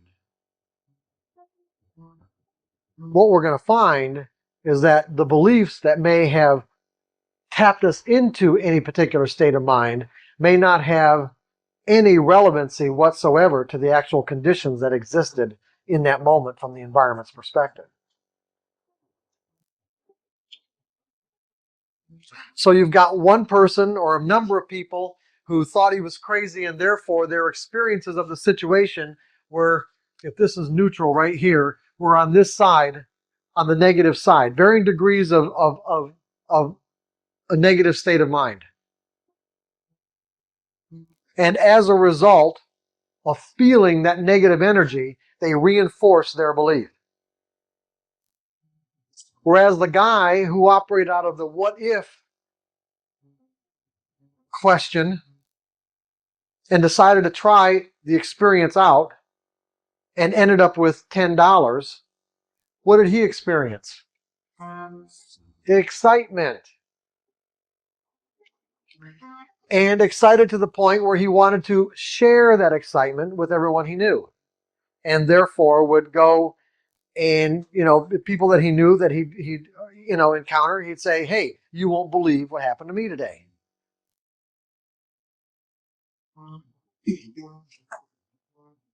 But as Louis pointed out, the moment that he encountered somebody who said, well, if that's the case, then why didn't he ask for $100?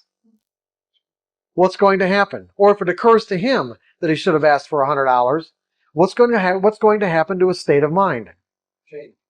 Change from what? Positive. From excitement to regret.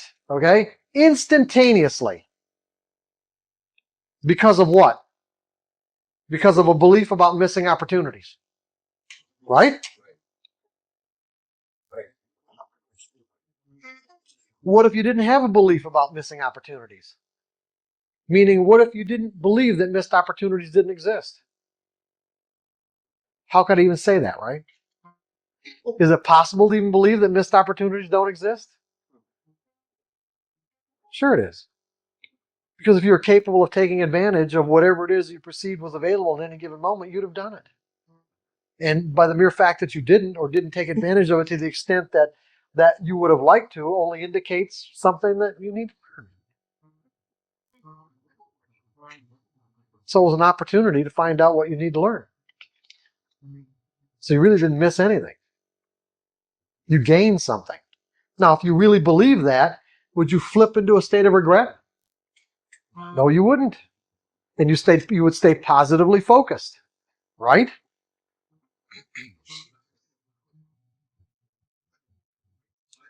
And then ready for the next. And ready for the next opportunity. And ready to do better.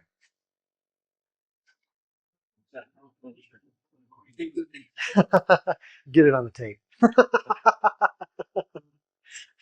Try to write it down right now. Go ahead. Try to write it down as best you can.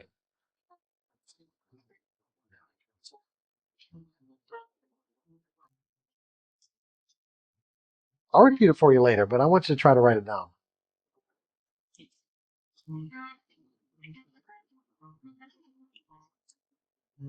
Just start out with, what if missed opportunities didn't exist? Start out with that and see what you come up with.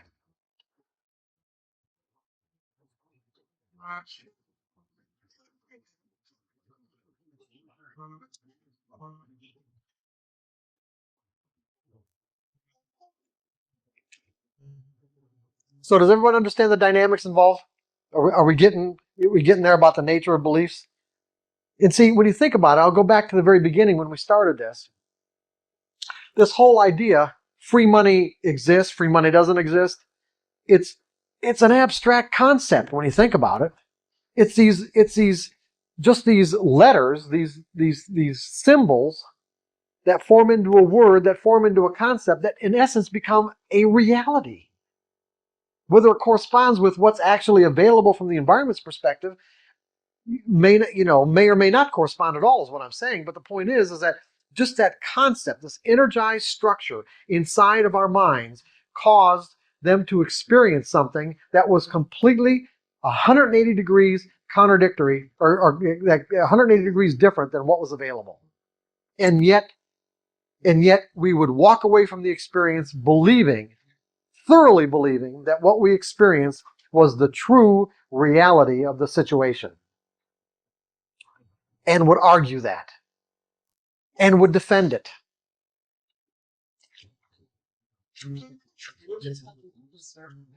Exactly. But it doesn't really, you don't have to be a religious fundamentalist, Sean. Every belief works that way, just about. Unless they're open-ended beliefs.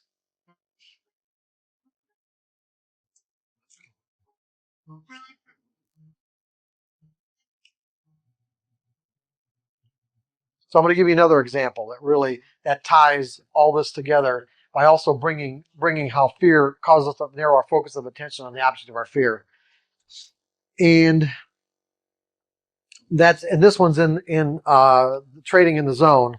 The example I like to use is a first time experience that a child has with a dog. Now, when you think about this, I want you to think about it in terms of dogs have a range of expression. I'm just going to do it down here. Can you guys see this on the video? Dogs have a range of expression. And it's not infinite, is it? Do dogs have an infinite range of expression, ways they can express themselves? No, it's finite. So we can say that this line could represent all the different characteristics and properties of the way dogs can behave. And we can even divide this up into positively charged ways and negatively charged ways. Meaning dogs can be friendly, dogs can be loyal, dogs can be loving, dogs can be playful, but dogs can be mean and nasty and dangerous, right? All these things from the positive end to the negative end and back again. This line now represents all the distinctions that we can make about the nature and characteristics of dogs. Before a child has this first time experience with a dog, dogs don't exist. Are you with me? How could they exist? You can't know about something you haven't experienced yet. Okay? So in the child's mind, let's say this is a little toddler. In the child's mind, dogs don't exist. and the child now has a first-time encounter with a dog. In other words, remember, the environment can express itself in an infinite combination of ways. The child encounters a dog for the first time. It just so happens this particular dog is having a bad day, mean and nasty, whatever, but the child gets bit and gets bit pretty bad.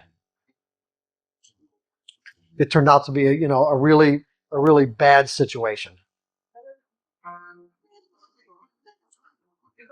Now, does the child have to understand the nature of language to be afraid of dogs?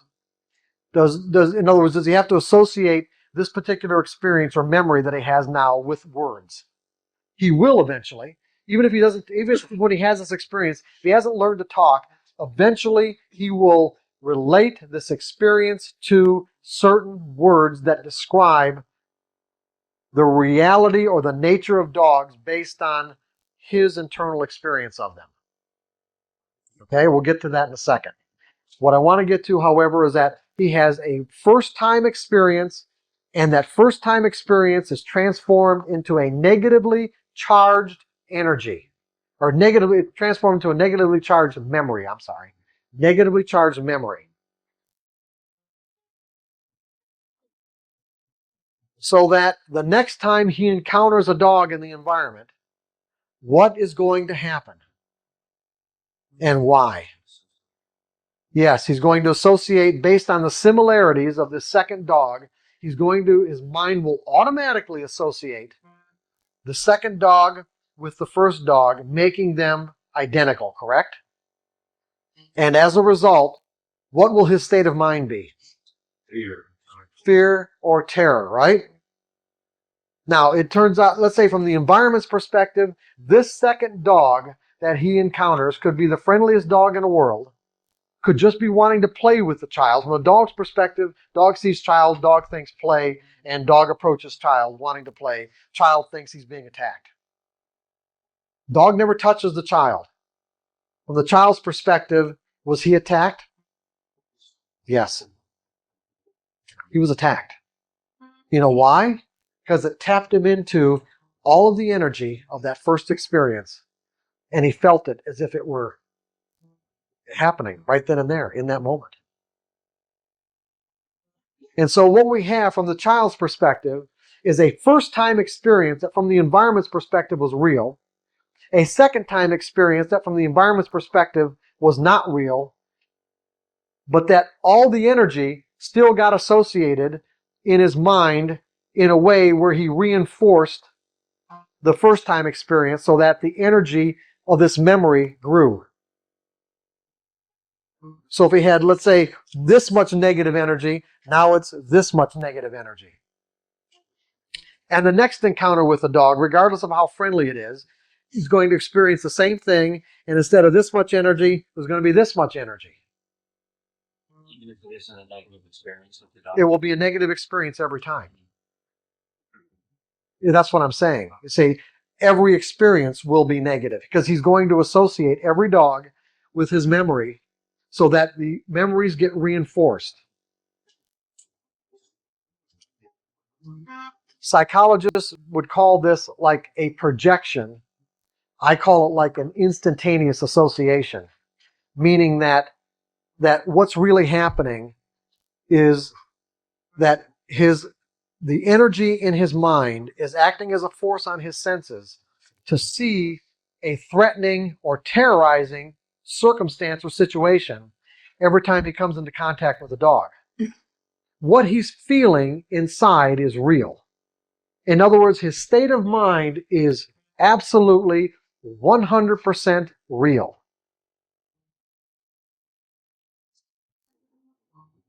How he got into that state of mind is not.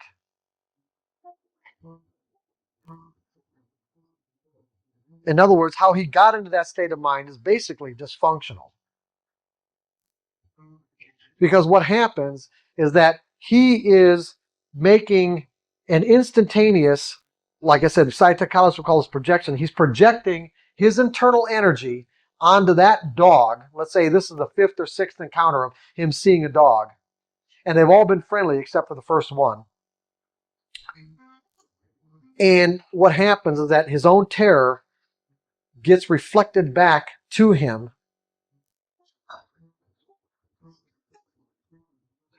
And how do I want to say this? I'll say this differently. What's that? What? Yes, and but he hasn't. We haven't talked about the actual concept yet. I'm just getting, going from the memory itself. But what happens is that because the dog is in his field of awareness, and because he's experiencing the terror, he will project that terror onto that dog, saying that it's that dog that's making me feel this way. You guys with me on that? It is that dog that's making me feel this way. That particular dog isn't doing anything to him. Nothing at all. There was no possible way you could convince the child otherwise. As a matter of fact, trying to convince the child otherwise only does what? Enforces it and really frustrates them, right? Because what you're really doing is in essence, you would be, from the child's perspective, not honoring his fear, not supporting it, and trying to invalidate it in a way where he just wouldn't be able to even remotely understand. Because the state of mind he's in is real.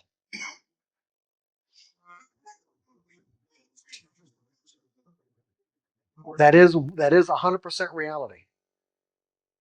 You can't deny our state of mind. You can't deny your state of mind. You can't deny someone else's state of mind. It doesn't make any difference what you might say. If we're confident, we're confident. If we're fearful, we're fearful. That is the truth. How we got into that state of mind, meaning whatever belief or memory that flipped us into that state of mind, may not be the truth at all relative to what the environment was offering. After the first incident. Right, after the first incident, right? Yes, exactly. Because what happens is that as this experience gets reinforced, as this memory gets reinforced, his senses become particularly attuned to picking up the sights and sounds of dogs that otherwise wouldn't even exist in his field of awareness. So you can imagine a situation where he walks on his front porch, there's kids in the park playing across the street, his friends. That's an opportunity. He desires to be with his friends and to play with them and to have fun, right? He walks out on the porch, and off in the distance he hears a dog bark. What's he going to do? And go back in the house, right? This is something that he would have been oblivious to if it weren't for the fact that fear causes us to narrow our focus of attention onto the object of our fear so that we create the very experience we're trying to avoid. So in this case, he's trying to avoid dogs because he believes that they're inherently dangerous. And what does he do? He created an experience of fear where it otherwise wouldn't even exist. The dog could have been 2 blocks away, 3 blocks away. Wouldn't have made any difference. And yet, from his perspective, this is a real experience. A valid and real experience. So what he ends up, when he gets to the point, when he gets old enough, where he's taught these words and concepts, he will, let's put it this way.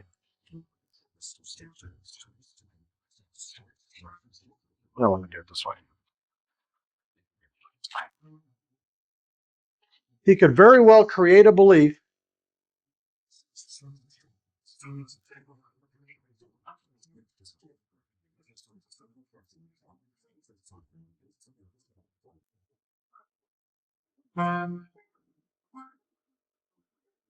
eventually he will learn to associate those particular memories, with these particular words, and create a concept about the nature of the way the world works in relationship to dogs. This is called a belief, and it is structured energy. It is an abstract concept by itself, but once all the energy from his memories, this is really important. Now, you need to get this. This is critically important. Once all the energy from his memories get attached to these words become reality.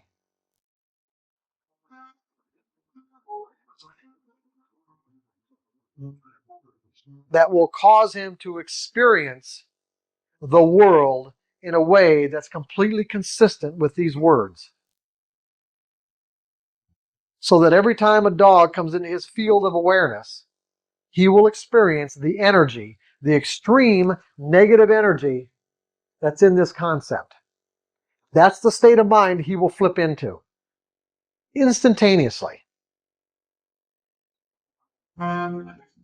Now, in relationship to the environment or what we know about the nature of dogs and the ways that they can express, all the different ways that they can express themselves, we know that this particular characteristic exists over here on the extreme end. And every other characteristic about the nature of dogs, this child is oblivious to. Remember? Friendly, loving, loyal, playful. Remember those characteristics? Does this child have any capacity to perceive these characteristics?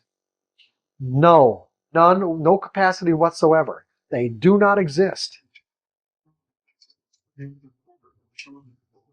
in this child's mind anyway.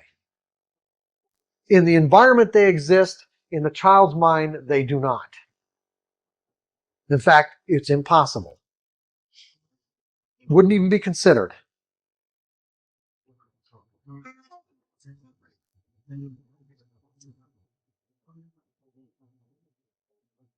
Can you think of a situation in which well, let's put it this way. How does a child, does he live his whole life like this?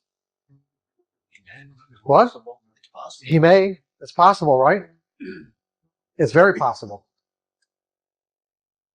What's likely to happen at some point? It gets changed? I don't know about how likely it is. There's something else that can happen that would be more likely. What? It's tempered.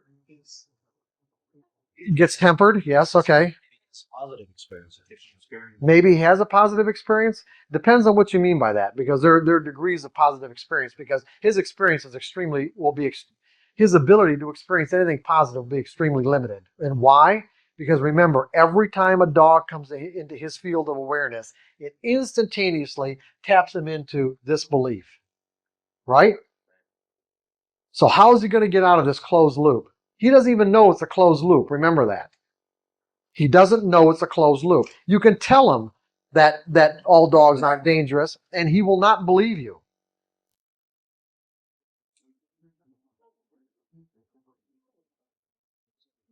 And this is another area where parents get really frustrated with their kids when their kids are exhibiting what they consider to be an irrational fear, and they get mad when their kids don't respond to the fact that they tell them, well, you shouldn't be afraid.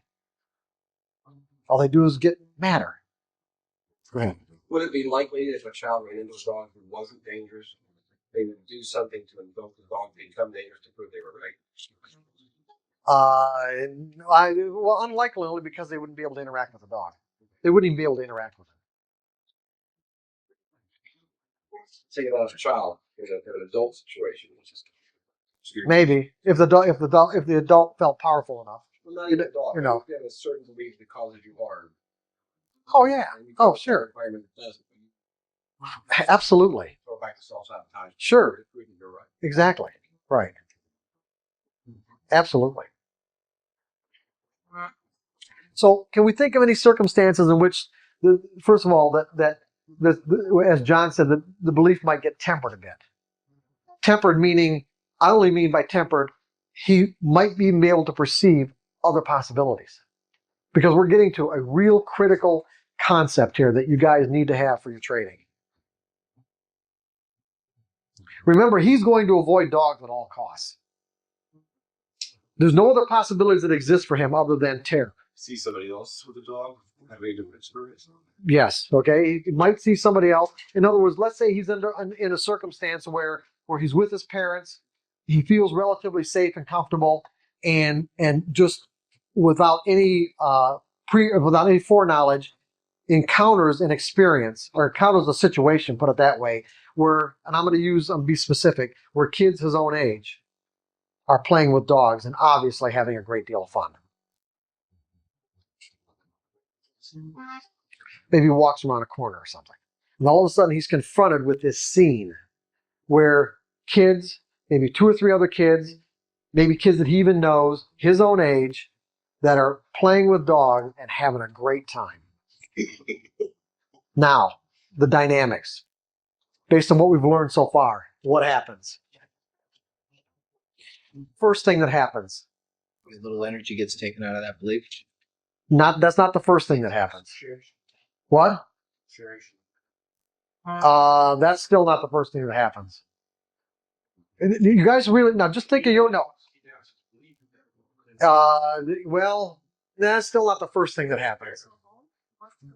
Come on. Yeah, well, come on, just don't think of this, kid. Think of your own experiences. What happens when you encounter information unanticipated from the environment that completely contradicts what you believe to be true? What happens? Confusion. Confusion. That is a natural state. Confusion is a natural state. That's what happens when we encounter information that conflicts what we believe to be true. We are confused. I don't get it. It doesn't make sense.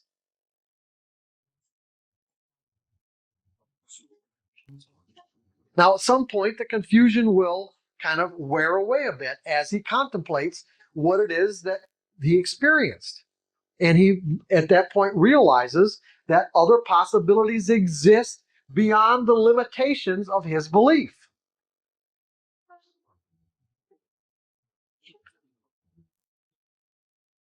Now, a bunch of things can happen. He can, one, decide that he wants to be like the other kids, meaning he wants to be able to play with dogs. He perceives the possibility of friendliness, which was impossible or even non-existent to him before this, virtually non-existent and unperceivable. Now think about the implications of what I just said. Non-existent and unperceivable. Until he inadvertently encountered this situation with undeniable information. In other words, the kid was very relatively normal, could not deny the fact that these kids were having fun, and they were not getting mauled or bitten by these dogs. Whenever we encounter information that conflicts what we believe to be true, that we find virtually undeniable, we go into a state of confusion until we can sort it out. So he realizes that other possibilities exist. Now what? What do I do? I want to be like the other kids. I want to be able to play with dogs.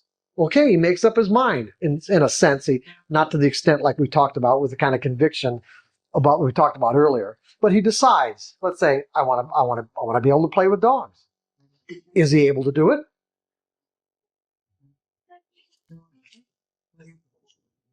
Not initially. Yeah, right. Now, right away. He's going to have to go through he's going to have to go through a process, a step-by-step incremental process, just the same kind of step-by-step incremental process you're going to have to go through to instill those 5 fundamental truths about the nature of the market that cause you to think in probabilities. Anything can happen. Every moment is unique. I don't need to know what's going to happen next. I don't to make money. There's a random distribution between wins and losses in any given set of variables to define an edge. I guess it's the same concept of starting off with 100 shares. Yeah, right. Incremental, step-by-step process. How is this step-by-step process likely to occur? See, here's what's important here. He has a desire. He inadvertently, let's say, acquired a desire that is in direct conflict with what he believes to be true about the nature of reality. Now, just because he now is able to perceive a possibility that otherwise didn't exist, does that mean that all his fear has been dissipated? And if his fear has not been dissipated, then what we have is a classic conflict between what he desires and what his other belief about the nature of dogs would argue as being true and real. Okay? We have a classic conflict between his desire and what his beliefs say is true and real. So he could say, I want to play with dogs, but when he encounters another dog the next time, he might find the closest he could get to one might be 10 or 15 feet. That would be, in a sense, a positive encounter because nothing happened. Right? In other words, what we have are two contradictory beliefs. One that has an enormous amount of energy. All dogs are dangerous. And another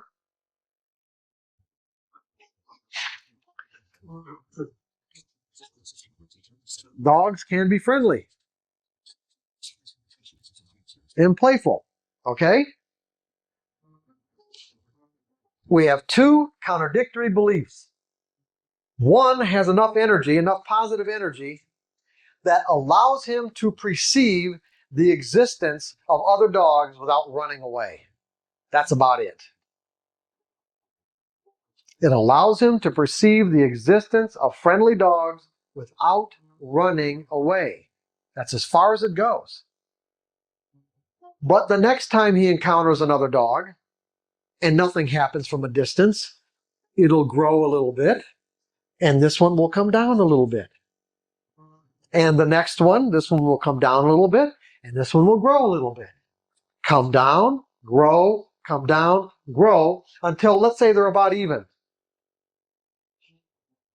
They're gonna get bit by another dog. Yeah, hopefully he won't encounter any other dangerous dogs or unfriendly dogs. But there will come a point at which these are relatively even, and at that point, once his desire, let's say, is 1 degree greater than this particular negative belief, it will allow him to touch a dog, to have a direct, in other words, instead of a distance experience, but have an actual direct experience with a dog, touch it, and if it turns out to be, a positive experience, what'll happen is this belief, all the negative energy in this belief will basically collapse, dissipate, and this belief will go way up in positive energy, and he'll be able to interact with dogs. And at the same time, have the full range of distinctions about what dogs are all about, from positive to negative, from negative to positive.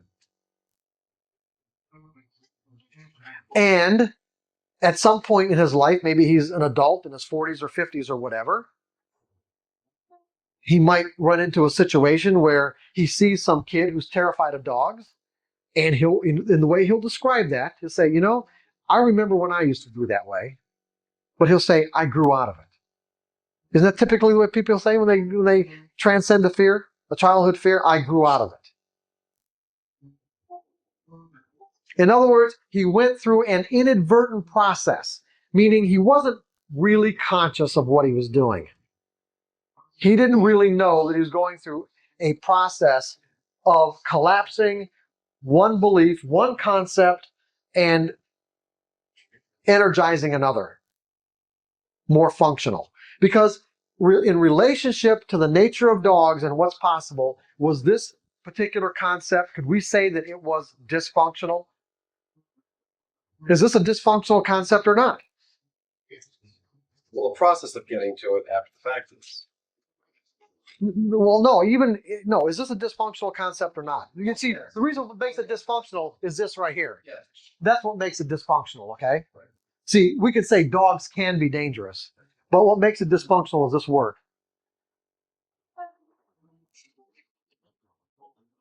Right.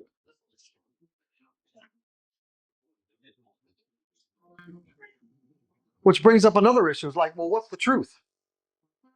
You see, if our beliefs limit what we are aware of and what we can experience in relationship to what exists, then what's the truth? What is it? What's the truth? Some dog. No, I mean more philosophically, what's the truth? On the external environment interacts with what you believe. Well, close. Yeah. What? Whatever you believe to be true. Well, yeah, everyone believes that what they believe is the truth, but how do we know what the truth is? There's a way of knowing. There's an easy way of knowing. There really is.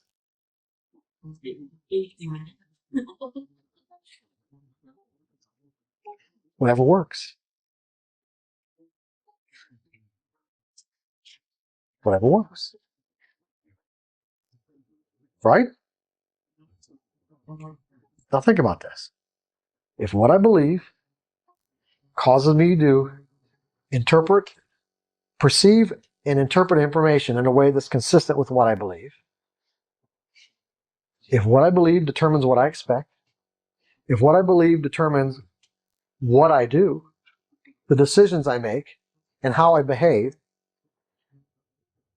in relationship to my desires, my goals, my needs, my wants, which cause me or literally force me to interact with all these external forces to fulfill my goals, my needs, and my wants and my desires, then the particular set of steps I take to fulfill this is going to be based on what I believe is true in any given set of circumstances or situations, right? So I interact with these forces based on what I believe is true. If I feel satisfied, then whatever I believed must have corresponded with the environmental conditions as they existed. And so whatever I believed must be true because it worked. If it didn't work, or the degree to which it didn't work, then you could say that my beliefs were to some degree dysfunctional in relationship to the environmental conditions and what was available from the environment. I didn't know the appropriate set of steps based on the environmental conditions, or what I wanted wasn't available, or wasn't available to the quantity or degree to which I believed it would be available. Does that make sense? In any case, what I believe will determine what I perceive. If I perceived it to be available and it wasn't, then it's not the environment's fault.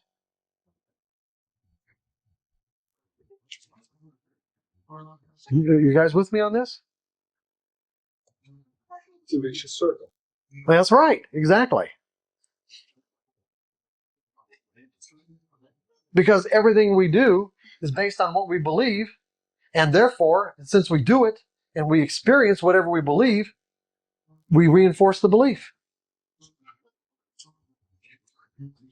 That's why the trader is very harsh. 2 or 3 trades going to dictate what he does for the next. Could, absolutely, sure. But you're saying that if you believe works, that's a closed loop. I would think that's opens on it. Well, it doesn't mean your belief's going to continue to work. See, most beliefs create these closed loops. For an example, I have a belief in the structural integrity of this chair. Okay? And as a result of my belief in the structural integrity of this chair, I will sit down and not have any problem, not even think about it, right? But what's interesting is that because the environment or because the universe is constantly expanding, and because everything that's made of atoms and molecules is in motion, my beliefs can remain static in relationship, or will remain static unless I do something to change that energy or change the concepts. My beliefs will remain static in relationship to a constantly changing environment, meaning that this chair is deteriorating over time. It doesn't seem like it now. I cannot perceive it being actually deteriorating. But if we could come back, this chair would stay here for the next 1,000 years or 2,000 years, especially if it's made out of wood. We would come back and it still might be standing just the way it is. But if I were to go sit on it based on my belief in its structural integrity, I would sit and fall to the floor, would I not? And you're saying it's only then when you open up that closed loop before You see, the belief worked. The belief works now. It won't work over time.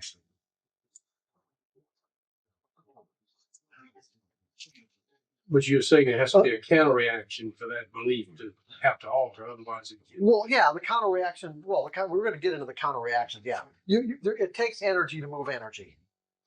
Now, that energy can come from different sources. It can come as, like I say in the discipline trader, a forced awareness, meaning that I sat down in the chair, it collapsed. The environment forced me to become aware of the fact that my belief was dysfunctional. or we can do it as a result of a conscious choice. We can make an assessment. I mean, you wouldn't be here in this moment right now if you may not have thought of it this way, but you wouldn't be here at this seminar if your beliefs about the nature of trading were working. Would you?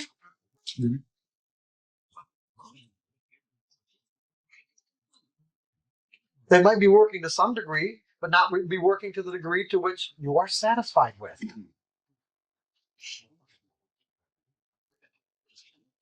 Well, like I said, you just wouldn't be sitting here.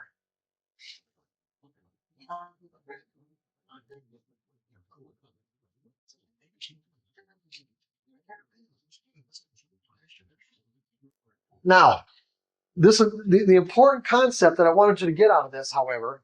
Well, there are many, but right now I want you to really pay particular attention to the fact that he had a desire that was in conflict with what he believed to be true.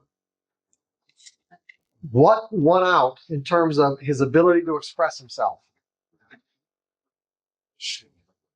At least in the initial stages, until the energy started balancing out. What wins out? The belief. The belief. Whatever has the most energy. Put it that way. Whatever has the most energy is what wins.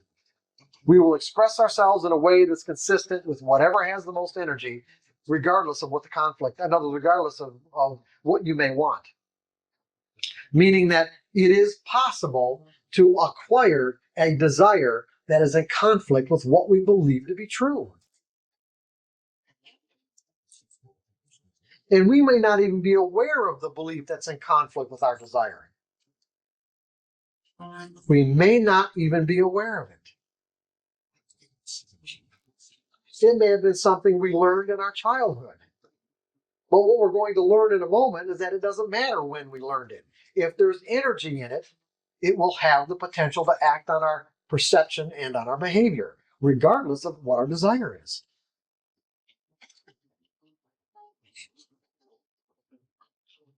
And I just want to make sure I got that. Okay. What you're saying is, if my desire is strong enough, it can cause me to look at my belief or take some of the energy out of my belief. Yeah, desire is the key. Yeah. The intensity of your desire. Your desire is strong enough. Remember I said if you make up your mind with conviction, you can move energy? I didn't say it that way earlier this morning. I said you can neutralize the conflicts. Right. That's in essence what I was saying. If you make up your mind with such a strong degree of conviction, you can actually neutralize conflicting beliefs just by merely making up your mind.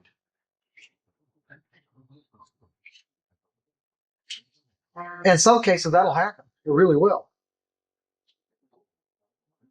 There are things that you will look at in relationship to your sense of dissatisfaction and say, you know what, I get it now, and this is it. This is not who I am anymore. This is not who I am.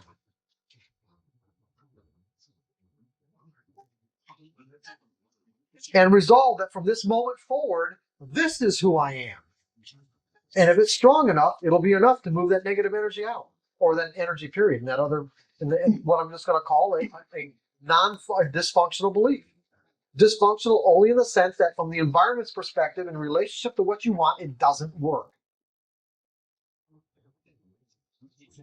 What we're going to be learning later on this afternoon is that you don't have to attach so much importance to what you learn to believe. Meaning that people have this sense that their beliefs are their identity, and you don't have to look at your beliefs as being so much a part of your identity, but simply something that might be useful in the moment. So, for example, this particular sweater was useful, I put it on. When it's no longer useful, I take it off. When it really becomes dysfunctional, I throw it away.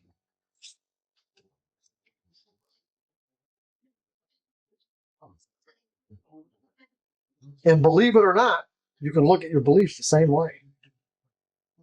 You weren't born with any of them. You've inadvertently changed some of them throughout your life.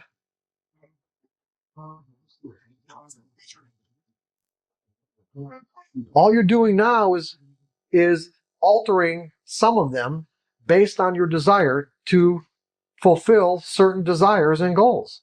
That's all you're doing.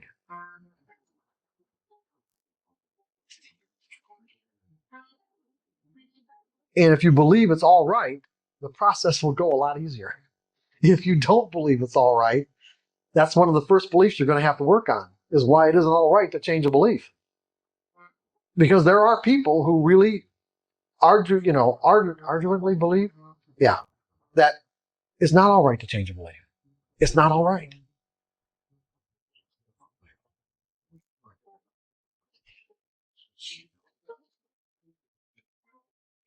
So therefore, that would be the first thing they'd have to work on, is making it all right. Is drawing the energy out of the belief that says it's not.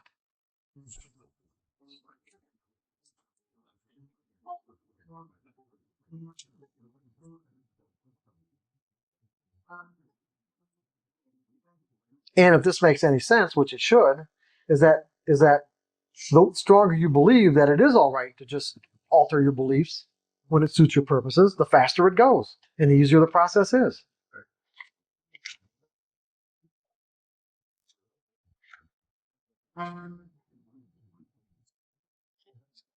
Okay, where are we? What time is it?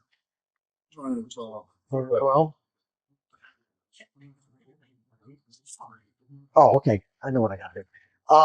Now, and this will finish us up just before lunch too. We got the circumstance in which the child desires to be like the other kids, and so he goes into, let's say, an active process of transformation, but doesn't really understand it in the way that I'm organizing it right now. What about the kid that, let's say, doesn't care about being like the other kids or cares about even playing with dogs? What happens to him? Now, again, I'm going to ask you to answer this question, or try to answer it, based on your own personal experiences.